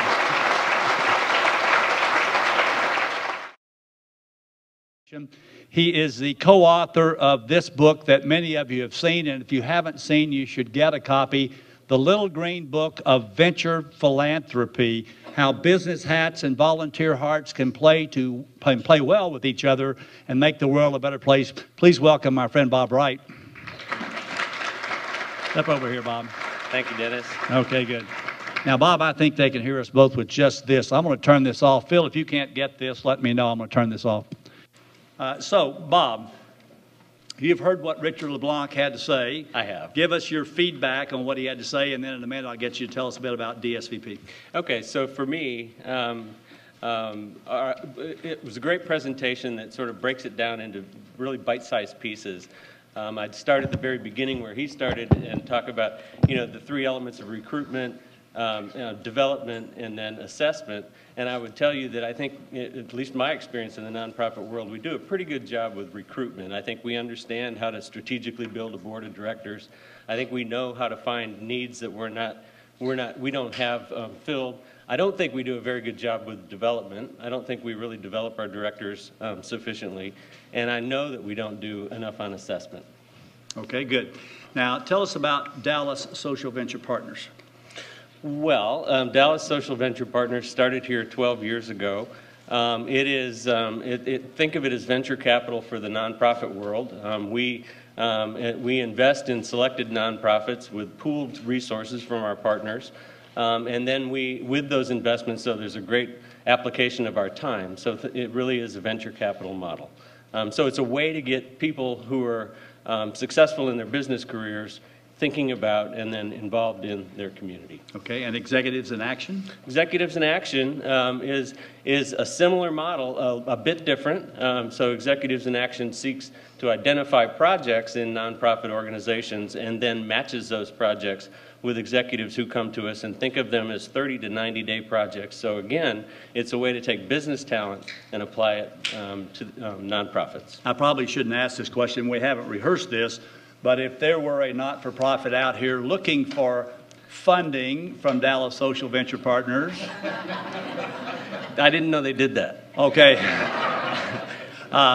Would it be appropriate for them to make a move on you over lunch or what? Oh, I would direct them to my partners in the room, George Ellis, Brad Logan, Jim Brewer. They're equipped to handle those questions. Okay, good. There are people here who can handle those questions. Now, Bob, one of the things that we all know that boards on different organizations do different things. And for those of us serving on corporate boards, we have responsibilities. And one of the things that we don't do is that we say in the NACD, nose is in, fingers out in terms of micromanaging or managing, trying to manage the organization. Now, your business model with DSVP from a director standpoint is a little bit different. Tell us about that. Well, it is. So I think, as I've told you, DSVP is, think of it as a giving circle of business executives. So we have, at any given moment, 80 to 100 partners who are, all equal in the organization. We then choose our board of directors from those 80 to 100 partners. And so the challenges of that board and the challenges of keeping that board sort of with enough altitude out of the organization are relatively unique. It's not like we don't have any problem with people not understanding the business model. Our problem is actually the opposite of that. Okay, and when you choose a not-for-profit to work with and to invest in, as opposed to donate to, is that the terminology that you use? Correct. How do your partners then interact with the organization? Do you just write them a check and say, let me know how you're doing next year? No, I think a lot of our nonprofits wish it were that way, but it's not. No, we're very actively involved. We're involved, we hope, at a strategic level. So again, really the model is built on the idea that we can take business skills and we can apply them in the nonprofit at a level high enough to actually elevate that nonprofit. All right. So if an organization is looking for just someone to write a check or just someone to be a celebrity board, that's not what you're looking for. You're looking to be hands-on in that organization. That's correct. And in fact, part of our selection process is an evaluation of the receptivity that the organization demonstrates to an active involvement in their strategic thought. Okay. And so, Richard, you don't have a microphone on there now, so you can just nod or whatever, but would it be fair to say that for most not-for-profit boards that we run into, having them actively involved in the process of delivering services and in sitting next to and mentoring the executive director and the other people would be a little bit unusual? But it's not insurmountable. Right. It's not bad. It's just different. Yeah. Okay. It's actually good because they bring knowledge, as Bob said, they bring knowledge of the business. Absolutely. Yeah, they bring knowledge of the business to the not-for-profit sector, which you want. You want to engage directors. I think the challenge for Bob and the challenge for management of the investee companies is close but not too close, and importing the knowledge and the contacts that the directors have from being in the industry. Okay. So then a couple more questions, Bob. So you have an organization that in order to belong to it, your people have to give a significant amount of money each year. That is, they have to invest a significant amount of money each year to be in DSVP. And I am fairly sure that that ensures that in DSVP that there's never a leadership problem at all. And choosing the person to run DSVP, like you or George, or I mean, they didn't have a whole lot of things that they judged you by, or else you and George wouldn't have been involved. But I mean, other people. I mean, how do you decide who's going to lead the leaders in this organization? So that's a great question. So you say we don't have a leadership problem, and it's really how you define problem, right? So we certainly don't suffer from a paucity of leadership. But again, it's like any organization. When we're trying to determine who is suitable to be one of our directors, you have to be familiar with how the model works. You have to have been around long enough to understand how the organization operates uniquely, because it is such a broadly, it's democratic. It's a partnership of 80 to 100 people, and so. So it's like we make decisions like Indian tribes, right? Everyone agrees, and we just go forward, and it's beautiful, right? Yeah, good. Like not at all. Well, and if you believe that, we have an alcoholic and perhaps an adult beverage we'll serve you later this afternoon. So please thank Bob Wright and Dallas Social Venture Partners. Thank you, Bob. Appreciate that. We could not have done this without them getting a lot of you folks out here, because many of you who are here because George and Bob, and you would not have even known about this probably if you hadn't known them. Would that be fair to say? And so the fact that you know them is a very good thing most of the time, which is good. Next, I'd like to bring up one of my favorite fellow Rotarians, and that's Major General Jim Williams. He's the director of the Veterans Coalition of North Central Texas and the Admiral Nimitz Foundation. And Jim is a highly decorated military guy, and in spite of all those things, he thinks he's got something to say about boards of directors. Please welcome Jim Williams. Let's see if this will reach up there to you, Jim. Jim, when you and I talked at a Rotary meeting recently, you told me you served on, I don't know how many boards. How many did you tell me you served on? 22. 22 boards. Does anyone want to go for more than 22 boards? That's known in academic speak as overboarded. Overboarding. Definitely overboarding. Now, Jim, first of all, react to what Richard had to say, and from your perspective. Step up there. Sure, absolutely. Well, you know, I think what Richard had to say is very important, and from my perspective, it is really about selecting the board members, and it is about the leadership. You know, and the boards that I serve in, which is kind of a good mix of not-for-profit and for-profit, everyone's unique, as I'm sure many of your boards are, but one of the things that it has always been evident to me is that if the board doesn't know where it's going, doesn't know its vision, doesn't know the mission, and doesn't live that, then ultimately the board becomes dysfunctional. And then, as Richard said, there are several people that you may have on your board that are maybe dominant members, and a lot of times they control or inhibit the success of the board. And you do really have to break through that. In the case of the Admiral Nimitz Foundation, we have a very strong board as a non-for-profit board. For those of you that are familiar with that, it's down in Fredericksburg, Texas, where Admiral Nimitz was born, and is part of the museum and a foundation. And so as a result of that, it's a relatively large board by board standards, about 22, but it's pretty effective because they're geographically dispersed directors around the country, and all of them are pretty well involved. Very strong CEO, and so the board is very involved in making sure that the museum achieves its mission. And then, of course, as with all not-for-profit boards, fundraising is always a difficulty. I think in our case, we like to say everybody's having donation fatigue, and you've probably experienced that. But I think in one of those aspects of your board directorship, raising funds is really important. And one of the things I find, in fact, my wife's on a board where I'm trying to help them work through some issues because they're trying to restore a historical home. And I keep asking them, when are you going to start the campaign? Well, we're doing the assessment. I said, well, you guys have been doing the assessment for 130 years. So, you know, so sooner or later they'll get to the campaign. But, you know, it's a matter of where you're going to be focused and what are you focused on. And if that's part of the mission, then be focused on the mission. So. Okay, good. Now, Jim, I don't know you well, but knowing your background, we have some boards that just have people who are just sort of laid back. You know, I mean, they're shy about saying anything in the boardroom. You're always trying to get them to ask questions, and they don't have a lot of strong opinions. And so I would say, given your background, that probably is sort of describes you. So, so could you tell us this, because you don't know anything about this, because people who have your background have a tendency, I would think, to perhaps be a little overbearing from time to time. I mean, it is possible, would you agree? Well, you know, it could be. Okay, just check. Okay, so give us some ideas about how this behavior in the boardroom you would deal with a guy who is a little overbearing in the boardroom based on your experience.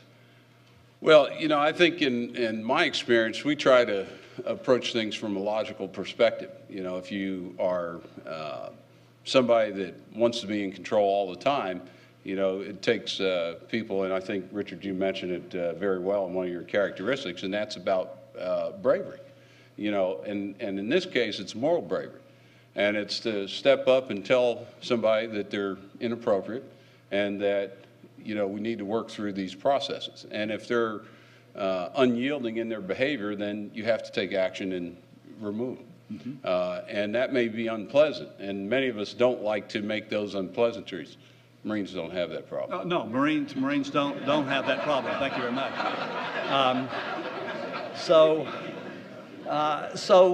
So Jim, let's say that because I'm a fairly shy person myself. Let's say I was on one of your boards, and I thought, you know, that perhaps you were being a little overbearing. I mean, how would I go about approaching you on that subject without getting whipped in the parking lot? Just tell me directly. Really? Absolutely. You would deal with that? Absolutely. Well, look, I think a lot of people don't think they can do that. I mean, they don't. I mean, it's easy for you to say. I mean, easy for you to say. Easy for me to say. But it's not easy for them to say. I mean, especially, let's say you're a big guy, and let's say we have Clara over here who's a short lady. I mean, and Clara will probably take no prisoners where you're concerned, but nevertheless, she's about half your size. I mean, do you have any words of wisdom other than just tell me directly? I mean, how do I get up the guts to tell you directly? Well, I think it depends on how comfortable you are in your own skin. I mean, that's really part of leadership improvement. And I think for board directors, that's one of the self-introspective things you need to do is think about how do you need to improve so that you can work with other people. You know, I often used to tell my Marines, I said, one of the things that you have to figure out is in 3.4 nanoseconds, you have to do things that maybe are unpleasant or maybe have a strategic implication. The thing is, you have to think through the process. And so critical thinking is a great skill for directors. So, you know, I think that's one of the things that you have to do. Think through what the end state you expect to have, and if you don't have that end state, then you have to work through the process to get there. Okay. One of the things that Richard is really strong on, he talked about here, and this thing that you have on your flash drive that you can download as well, talks about what kind of a chairman you need, whether it's a chairman or a lead director, as the case may be. How do you figure out in the organizations that you're involved in who should be the chairman? What's the process that you go through figuring out who that person should be and how well they're doing? Well, I like what Richard talked about in terms of the job description, defining the job description first. Also to have that assessment of the skills that are going to come to the table, because if you have a director that's timid, not interested in going out and talking to the public, I don't think you're going to have a very effective board, especially in the not-for-profit world. And you know, the other challenge is how do you manage all these different personalities? You know, you have people that work in detail, people that, you know, are a little more loosey-goosey, if you will. You know, some people would call them arts people, and I love arts people. But at the end of the day, you have to deal with all those personalities. How effective can they be? And then I think one young lady over here asked about how do you deal with somebody that is getting all the tasks, and the chairman just keeps pushing that down. You know, my wife's one of those persons, you know, chairman says something, she takes on all the tasks. And I keep saying, well, you got to sort of measure your approach to how to take those tasks, because you can't manage all the tasks. And the chairman has to be able to recognize who's being overburdened. And if somebody's overburdened, eventually you're going to be unhappy.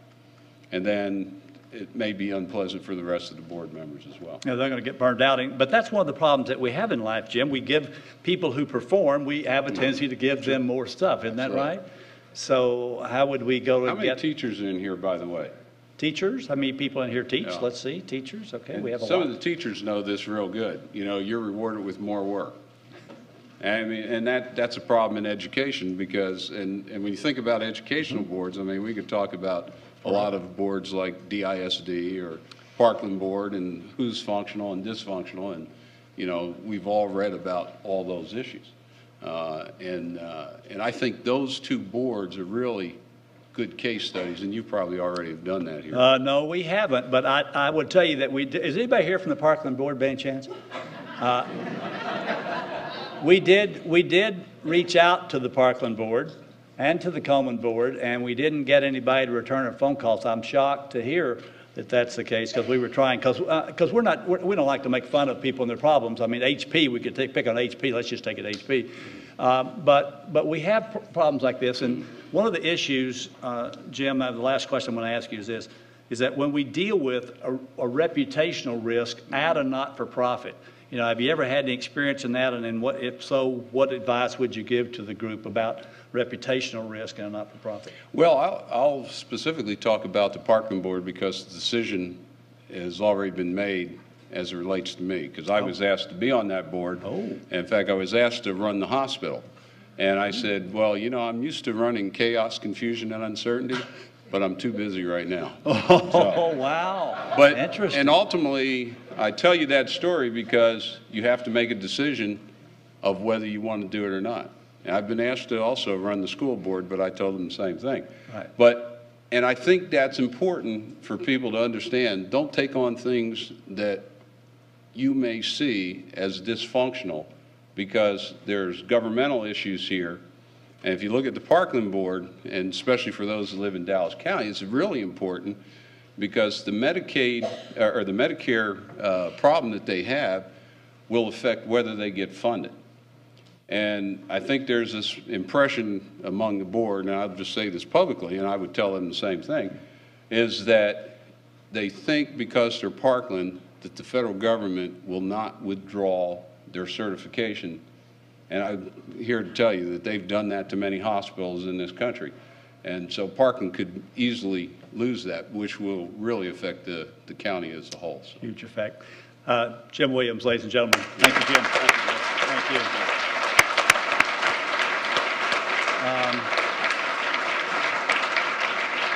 you. Interesting stuff as well. Thank you very much. I'm going to skip over Cynthia for a reason that's going to be fairly obvious in just a minute. And I'm going to mention a lady over here first. There is a lady who has, I think you officially announced, have you, Elizabeth? So stand up, Elizabeth. Sometimes we can't tell when she's standing or not standing, but nevertheless, Elizabeth is a little keg of dynamite here, I can assure you. She does some work here at UTD in addition to a lot of other things that she does. She teaches with David Springate in the Center for Finance Strategy Innovation.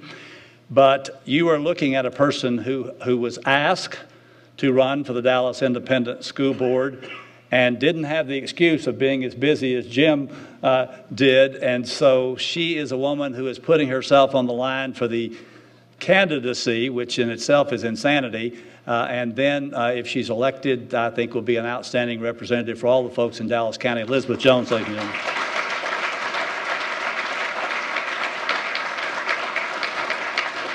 So I'm going to skip over Cynthia for a second and bring Jack up here because I can't stand this transition to go. Cynthia, I don't want to get you in between the Dallas Independent School District and the Dallas Independent School District and the Parkland folks. So if it's okay with you, I want to put you off for a second. Jack Lowe is a guy that probably doesn't need any introduction to any of you. He's the chairman of TD Industries, has been involved with that company, employee-owned company for a long, long time. He's the chairman of Zales, I think. Yes. How many nonprofits are you involved in right now, Jack? Several. Several. Not 22, I hope, Nope, but several. nope.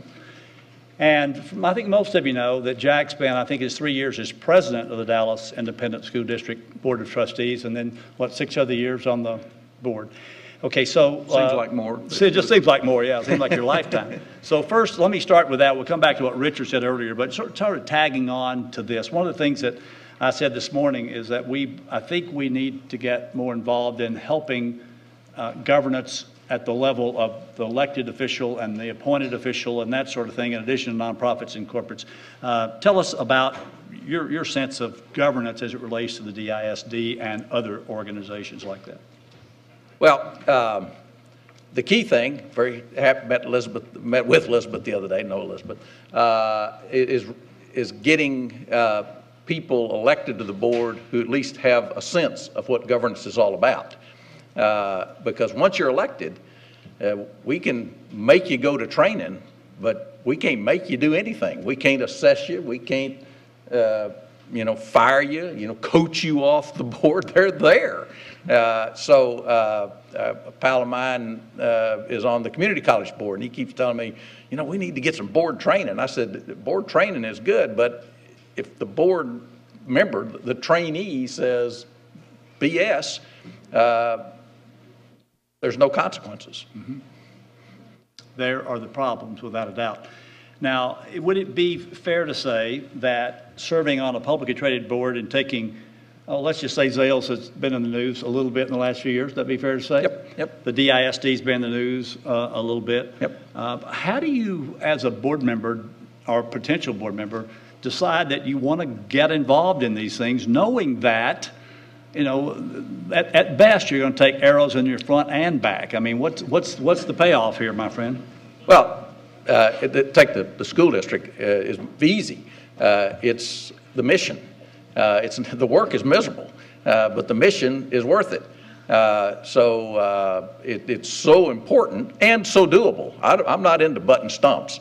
You know, if you can make a difference, and you can, and we have in the last 10 years at DISD. We've got many miles to go, but it's a very different, the outcomes are very different than they were 10 years ago.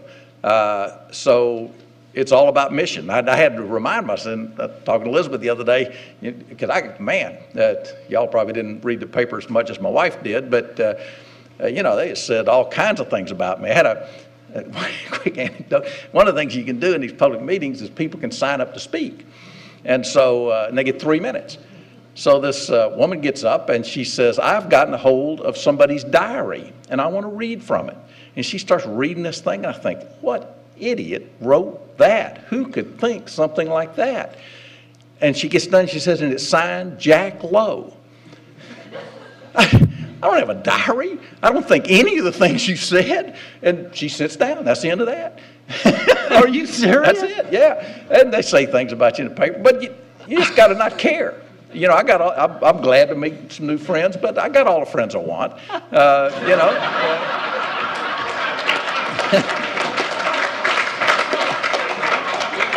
You're just trying to make a difference, and so I think you just got to approach it that way. If you're sensitive, don't do it. Yeah. When you're dealing with a government entity, as you say, elected officials, et cetera, the skills some of the skills that Richard were talking about, these what we call soft skills in some cases, the interpersonal skills, the behavior that goes on in the meeting. What goes through your mind when you walk into a meeting like that and you know that there's a contentious issue, or I guess probably every board meeting is a contentious issue?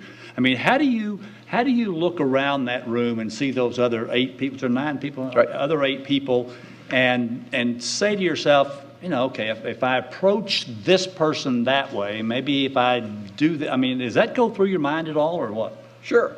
There's a lot of rules about open meetings. You know, you're really not supposed to be talking away from the public forum, but I did. Too late to send me to jail, I guess.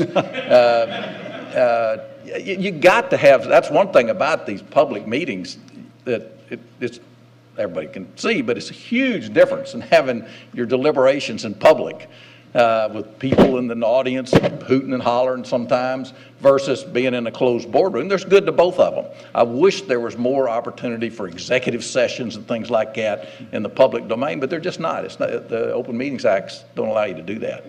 So you assess it, you talk, you have little chats on the telephone, small, typically one-on-one. If you get 2 or 3 together, you're really in trouble. Mm-hmm. Yeah. So it's a tricky deal, but you know, you play the cards you dealt and try and win a hand. Yeah. How do you deal with the individual that, in your mind, in your assessment, has a different agenda, and they're just, you know, they're not like you trying to change? I mean, I think most people are like you. At least they are when they run, at least. But you sense that there's a different agenda there, that is something personally or something that they're trying to do that's not on mission. How do you deal with that, especially in a public forum? Try and get 5 votes.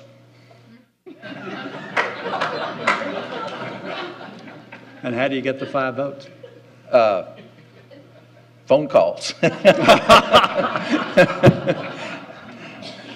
know, you don't want... People know it, do they? I mean, they know. Sure. Okay. Yeah, but you know, you try to get things done, and you tried to build a consensus. And we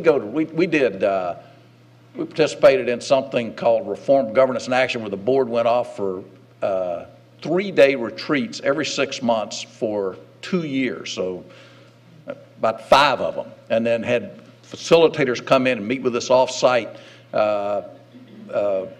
And it was open, people could come, but they didn't too much. We did it on Saturday. We made a lot of progress during that time. We had one board member that refused to participate.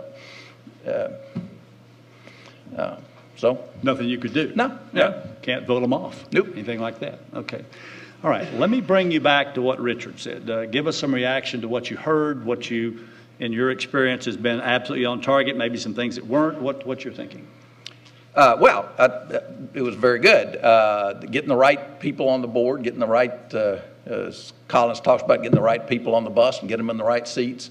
Getting the right people on the board. I've been at very dysfunctional public boards. I've been at very dysfunctional corporate boards. And I've been very functional, both. And boards do make a big difference. And how you work from dysfunctionality to functionality, I think I haven't had quite the courage to be as direct in these assessments. We do them, but my experience has been changing the composition of business corporate boards is more subtle, and well, I don't want to talk about it, but you can make changes, but it's not because we got an assessment and I want to talk to you about it. Other things, figure out ways to get leverage. Okay, so there's a statement that is made often, phone calls, call Jim, send Jim. There's a statement that's made often in our business of corporate governance, and that is that you can have a board well-functioning or not well-functioning, whichever the case may be, or just average, that when you bring in a new person, that has the opportunity, for better or for worse, to change the whole dynamics of that board. Talk to us about that. Well, yeah, I've seen both, where you bring in somebody that makes it worse and you bring in somebody else and it makes it better. And was fairly predictable both times. Sometimes you don't have a choice. But obviously you want to do the best you can to, I'm a big believer in search firms. I'm a big believer in trying to figure out what you're looking for, because I've been through it trying to use my network, which I thought was fairly extensive, and I couldn't find it. And I get a search firm and they find me 6 candidates. So I just think no matter how big your Rolodex is, it's pretty small.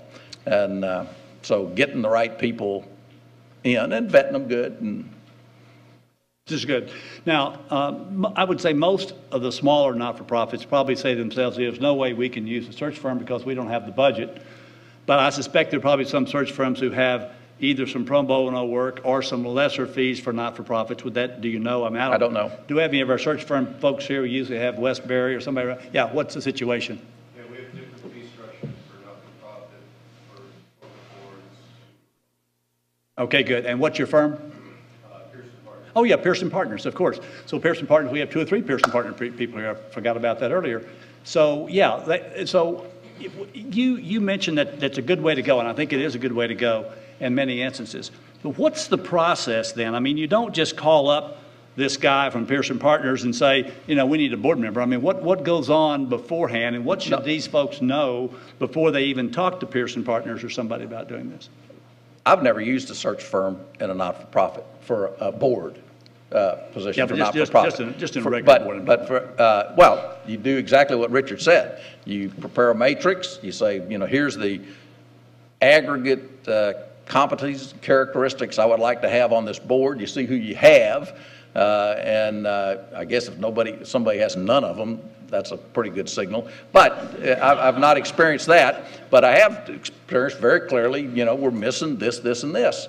And so we go searching for that. And even on a for-profit, or even for a not-for-profit, doing the same thing and saying, you know, we really need somebody from, you know, the Arts District, and we don't have a connection there, and we'd like to have a connection there, for example, and go find them. Yeah, exactly. And we all think we have pretty good databases. We used to call them Rolodexes, show it, that's the way you and I used to call it, right? Databases these days. But you're right. I mean, you start looking for something. There are so many people we don't know that have exactly what we're looking for, And a lot of times it's that third person search firm. At least using that search firm, I've tried to get to the bottom of this, but the search firm mentality, they're not thinking about it the way I think about it. And I've been trying to figure out, in searching for school board members, or candidates, how do we find these people that I don't know to run for the school board? How do we find these people that what's the mentality that lets them do that and I can't? Mm-hmm. Well, we won't talk about search firm mentality, but thank you very much for Jack Lowe. We appreciate you, Jack.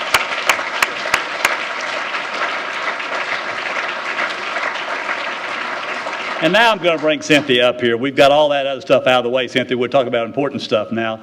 Cynthia Nunn, how many of you know Cynthia Nunn, just to get a sense? Okay, good. I think all of you know that, or the ones of you who know Cynthia know she's been through a very difficult time, losing her husband a couple of weeks ago, and very difficult time in the last year or two, as a matter of fact. But she runs what we consider to be the premier organization in town for not-for-profits. Those of you who don't know her, it's a Center for Nonprofit Management.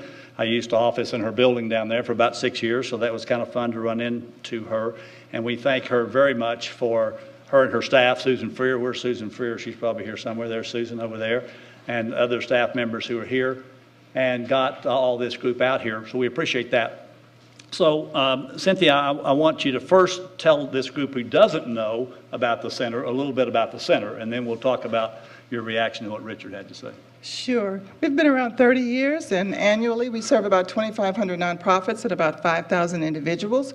Our focus is to increase sustainability and impact for nonprofits, and we do that by providing management consulting and also education and public seminars and certification programs, and we have 3 loan funds. 2 of them are zero interest. So, wait, did you say loan funds?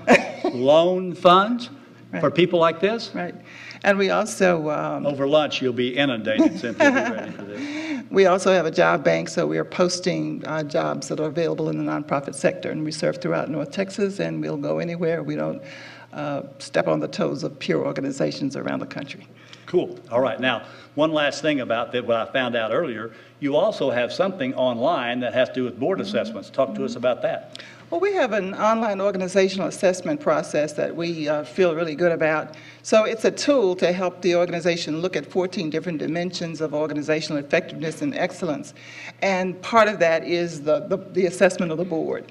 And it's really important for organizations to understand everything about where their organization is, and then you can build strategies to move your organization into a better arena, a better area, or into more effectiveness. So we use those tools, but we also do that with conversation with board members and with key people on the staff, so that everybody is aware of where the organization is, and everybody has come to some kind of consensus, or somebody hit somebody over the head with a hammer and everybody else went along, that this is what we're going to concentrate on, at least in the next 3 or 4 months or the next year, and then you can do it again and see how well you have improved. Cool.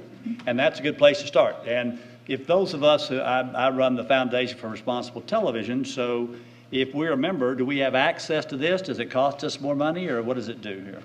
Well, we are an organization that has members, and members have privileges and benefits, and so all of our fees are changed when we have members, so you get a reduced price.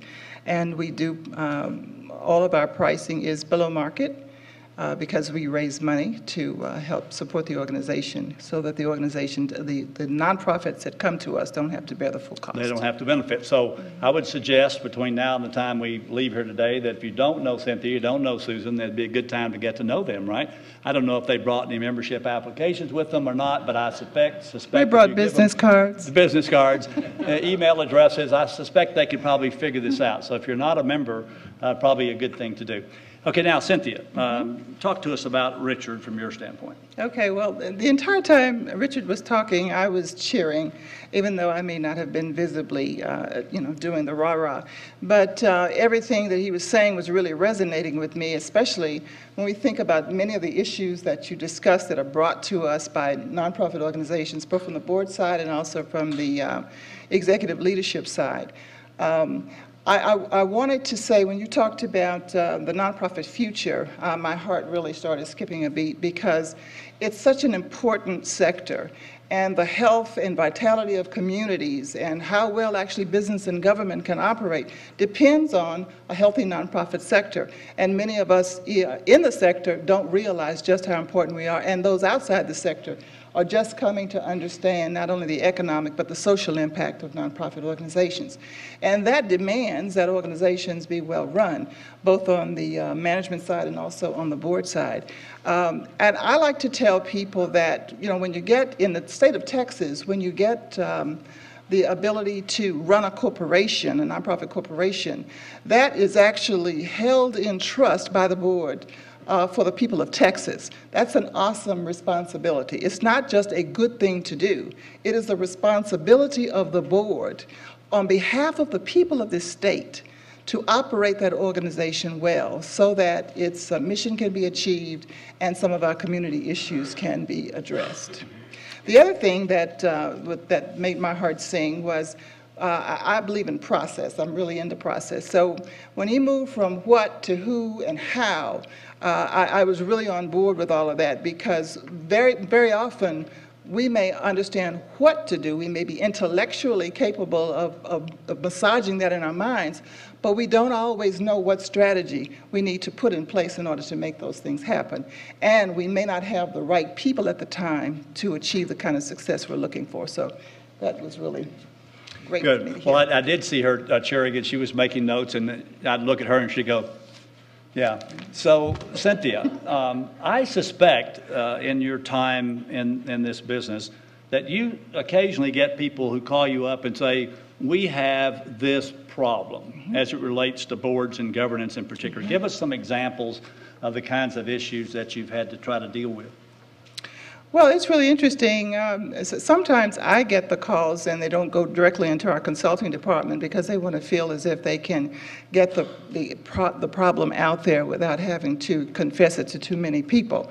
I don't know, maybe I look like I'll keep all secrets, and I do. The mother confessor here, ladies and gentlemen, too, yes. But we have all kinds of issues from, you know, my board does not understand, you know, the direction that the organization needs to go. They're not setting the pace. They're not in charge of the change that is necessary for the organization to do well. Or we may have board members that are calling in saying the CEO or the senior staff, you know, are not on the same page with the board, and how can we make this happen? And we have conflicts of interest, but the ones that really disturb me most are when I can see evidence that the board is not stepping up and taking its role, its proper role. And when they talk to me and they say, we had a member, here's an example, we had a member of the staff that said that the board has now been dissolved. And I said, what do you mean the board's been dissolved? Well, they said that we were no longer in force, so we could no longer serve. And I said, someone on the staff told you that? I was shocked and amazed, and so I went into, you know, teacher-preacher mode. It was, you know, it's held in trust for the people of Texas, and you're it, and nobody can, only you know, you perpetuate yourselves, or you can decide to dissolve yourselves, but nobody on the staff has that right. And sometimes board members just don't understand where the power and authority is, and you have to make those explanations to them, and do it in ways that doesn't, you know, demean them or cause them to feel like they're just completely ineffective, because they still need to work, they need to serve. But they can give them the courage and the strategy to do what is necessary to protect the organization. Okay, good. One of the things that, if you're members of the center as we are, we get all kinds of emails about educational things that you're running either down at, if you haven't been down there at the offices off Swiss Avenue in the Meadows of this Wilson Historic District, it's a great place to go, and most of you, I think, have been there.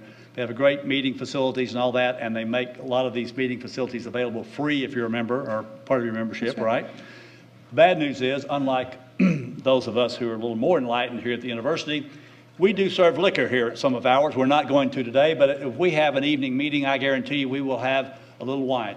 Cheap wine, I promise you, but nevertheless wine. They don't do that down there, so that's probably good. They'll stay sober. But you send out stuff, you have a lot of educational things going on. there are, the way you guys price it is, as you say, under market and all, well, still great. But still, they have to find the time and the money to send their people. How do you deal with those issues with boards? Well,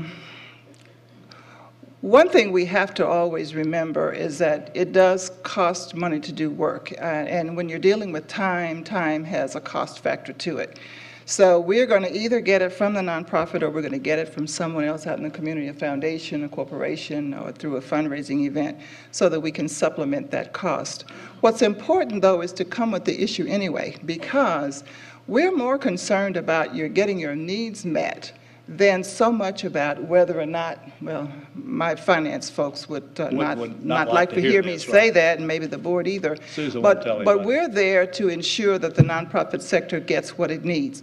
Sometimes we can do things without costing anything. We can find ways, find solutions that have no cost to it, or we will get some foundations that will invest and say, give these organizational assessments to the next 10 or 10 nonprofits that need us, or do it in the education space, or do it in the art space, or something like that, in which case many of those organizations will get those services at no cost. Cool. Anything else on your list you haven't talked about? Let's see. Yes. Okay, you go. Okay. I want the last, is this my last comment? Okay. Your last comment. The last Unless you want another one, that's okay. The last comment I wanted to make was when you talked about recruitment, and you talked about recruitment, development, and assessment. I just wanted to point out that for me, this is a circle that can go both ways. You do need to search out and find the right people and get them developed and oriented so that they know the organization, and then assess whether or not they're being effective. But I also think that we have to think about what we're looking, what does success criteria look like? What are the outcomes we're looking for, which means we're really kind of looking at the assessment end of this first to see, once we've achieved success, here is exactly what it looks like. Then how will we develop those people once we find them so that we know that they are ready to serve this organization in the best way possible, which can also then help us determine who it is we're searching for. So, good. Circle Cynthia goes Nunn, both ladies ways. and gentlemen. Thank you, Cynthia.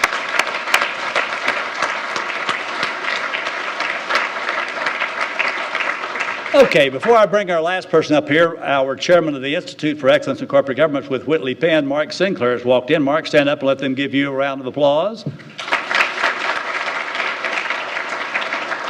Mark's an accounting type. He spent a lot of time with Ernst & Young, so I can assure you he does know an asset from a liability, a debit from a credit, and maybe, as we say here in Texas, come here from Sikkim, which is not too bad either.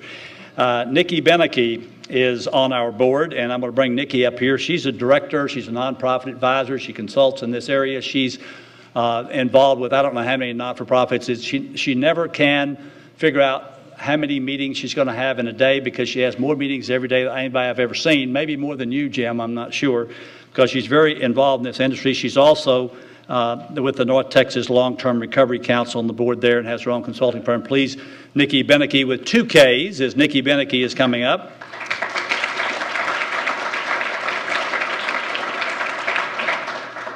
So, Nikki, you've seen in your experience the good, the bad, and the ugly. Talk to us about what Richard had to say. Oh, I actually get to use my notes. I was sitting here going, I'm not going to use them, so I'm shuffling them. Okay, so I don't know what order they're in now. Doesn't matter. But we'll go with it.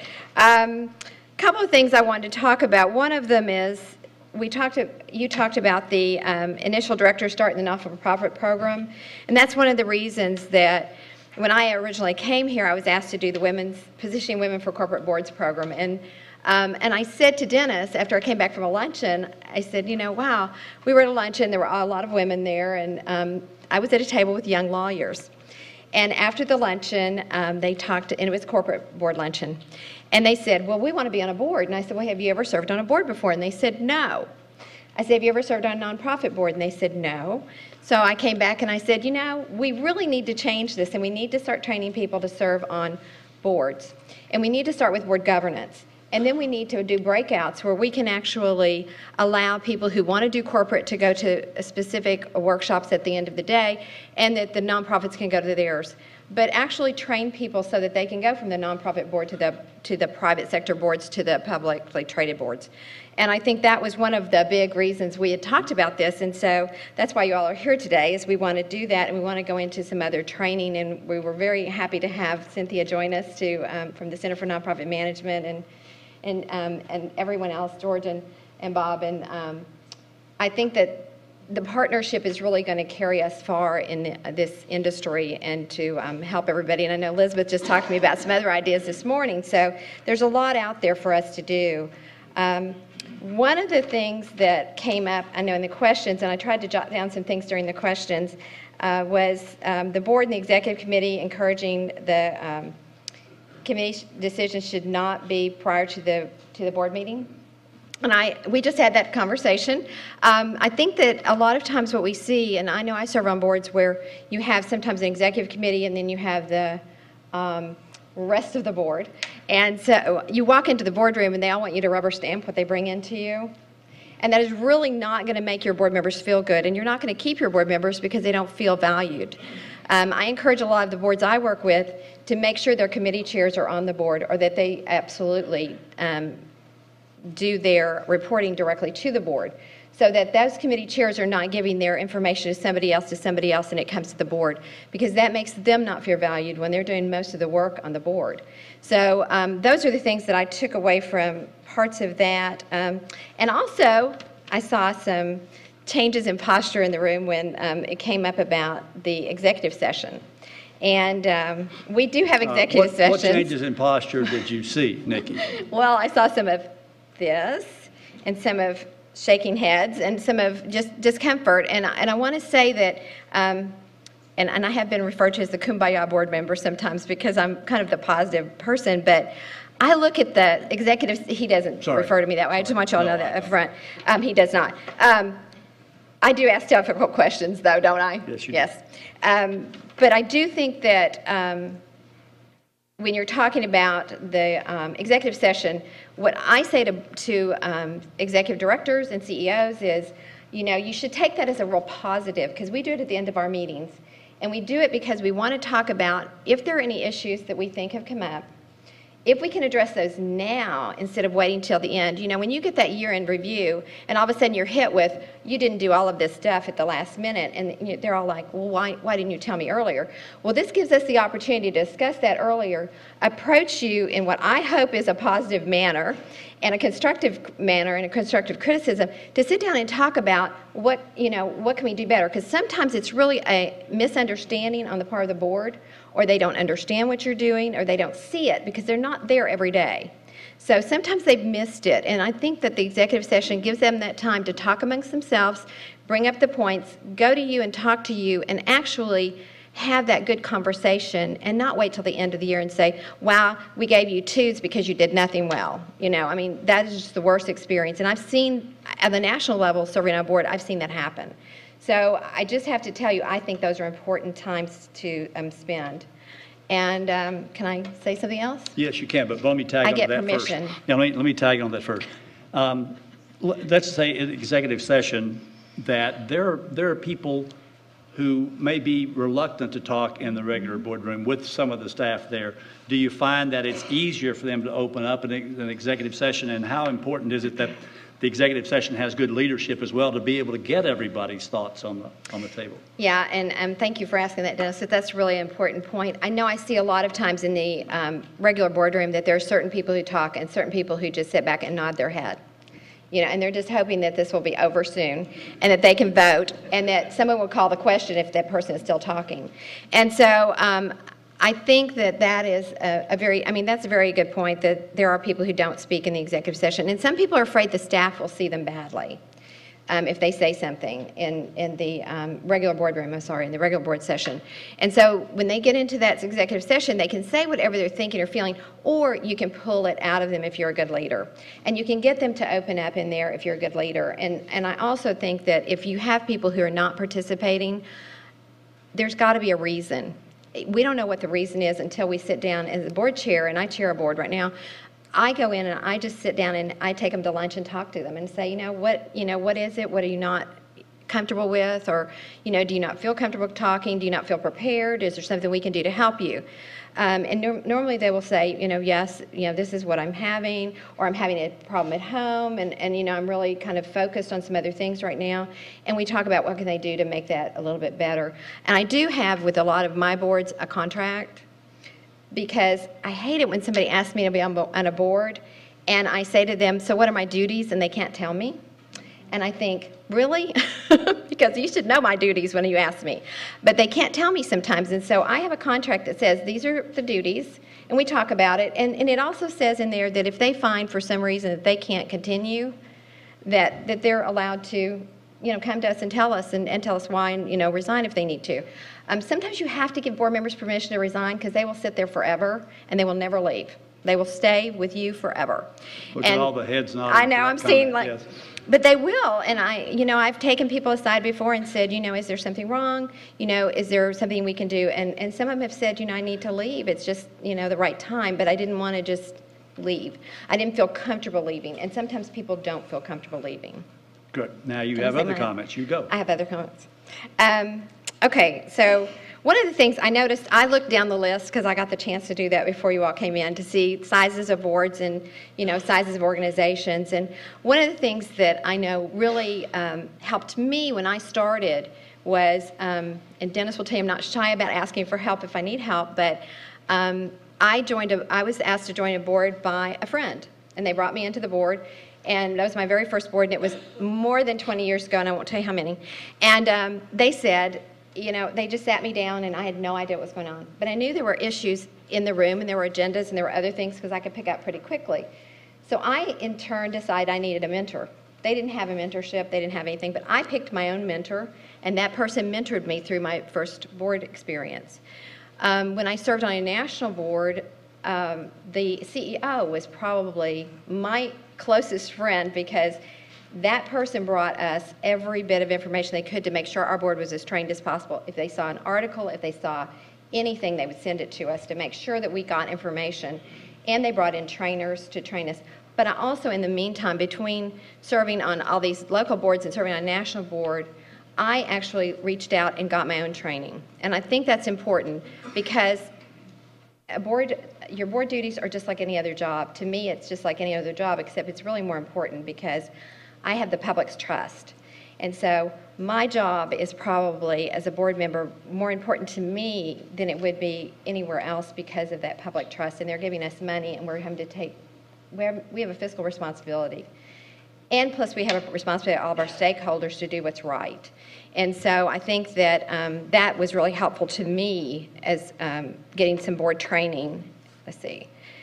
Oh, and then I heard people talking about where to get board members. And so I jotted down some notes while you were talking, and I'm sure you would have said this if you had a little bit more time. But local funders, I say go talk to local funders. Go talk to local foundation staff about who they would suggest. Go talk to government officials who are interested in your organization. And I do work with a lot of government organizations, both at the state and national level. And look at, talk to EDs and board members of large organizations. Talk to Cynthia. Talk to Cynthia's staff. They know people who have had training who are interested. Talk to religious leaders. Sometimes within your community, religious leaders know people who would be perfect for your board, who are sitting there just ready to go but have never said they wanted to sit on a board. Recruit from your volunteers and build your committees to bring up from the committees to your board if they're not sitting on your board directly, and then bring up to the leadership of your organization. Richard also talked about incumbent and prospective directors, and I thank you for that. Talked about renewal and succession planning. And term limits are in our bylaws. How many of you have term limits in your bylaws? Okay. Well, and term limits should be in your bylaws, and I can tell you by the time I've served 2 3-year terms, I'm pretty much done. So I'm a happy person when that term limit's there.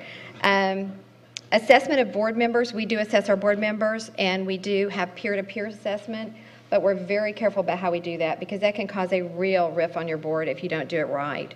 And I was so glad when you mentioned the governance committee or the nominating committee or whatever you in your organization call it. I think that's very important. Let's see if I had one more note. Your last comment. This is my last one. I know, I'm looking for my last one. We're just out of time, not because I'm not interested, I can assure you. He's not interested. No, my last comment was really about making sure that if you're doing an internal audit of your board members, and that you make sure that you have people who are totally, who keep that anonymity, because you don't want to have a problem. And you do have to have some of the most important attributes, which I'm glad you had on there, were integrity, courage, informed judgment.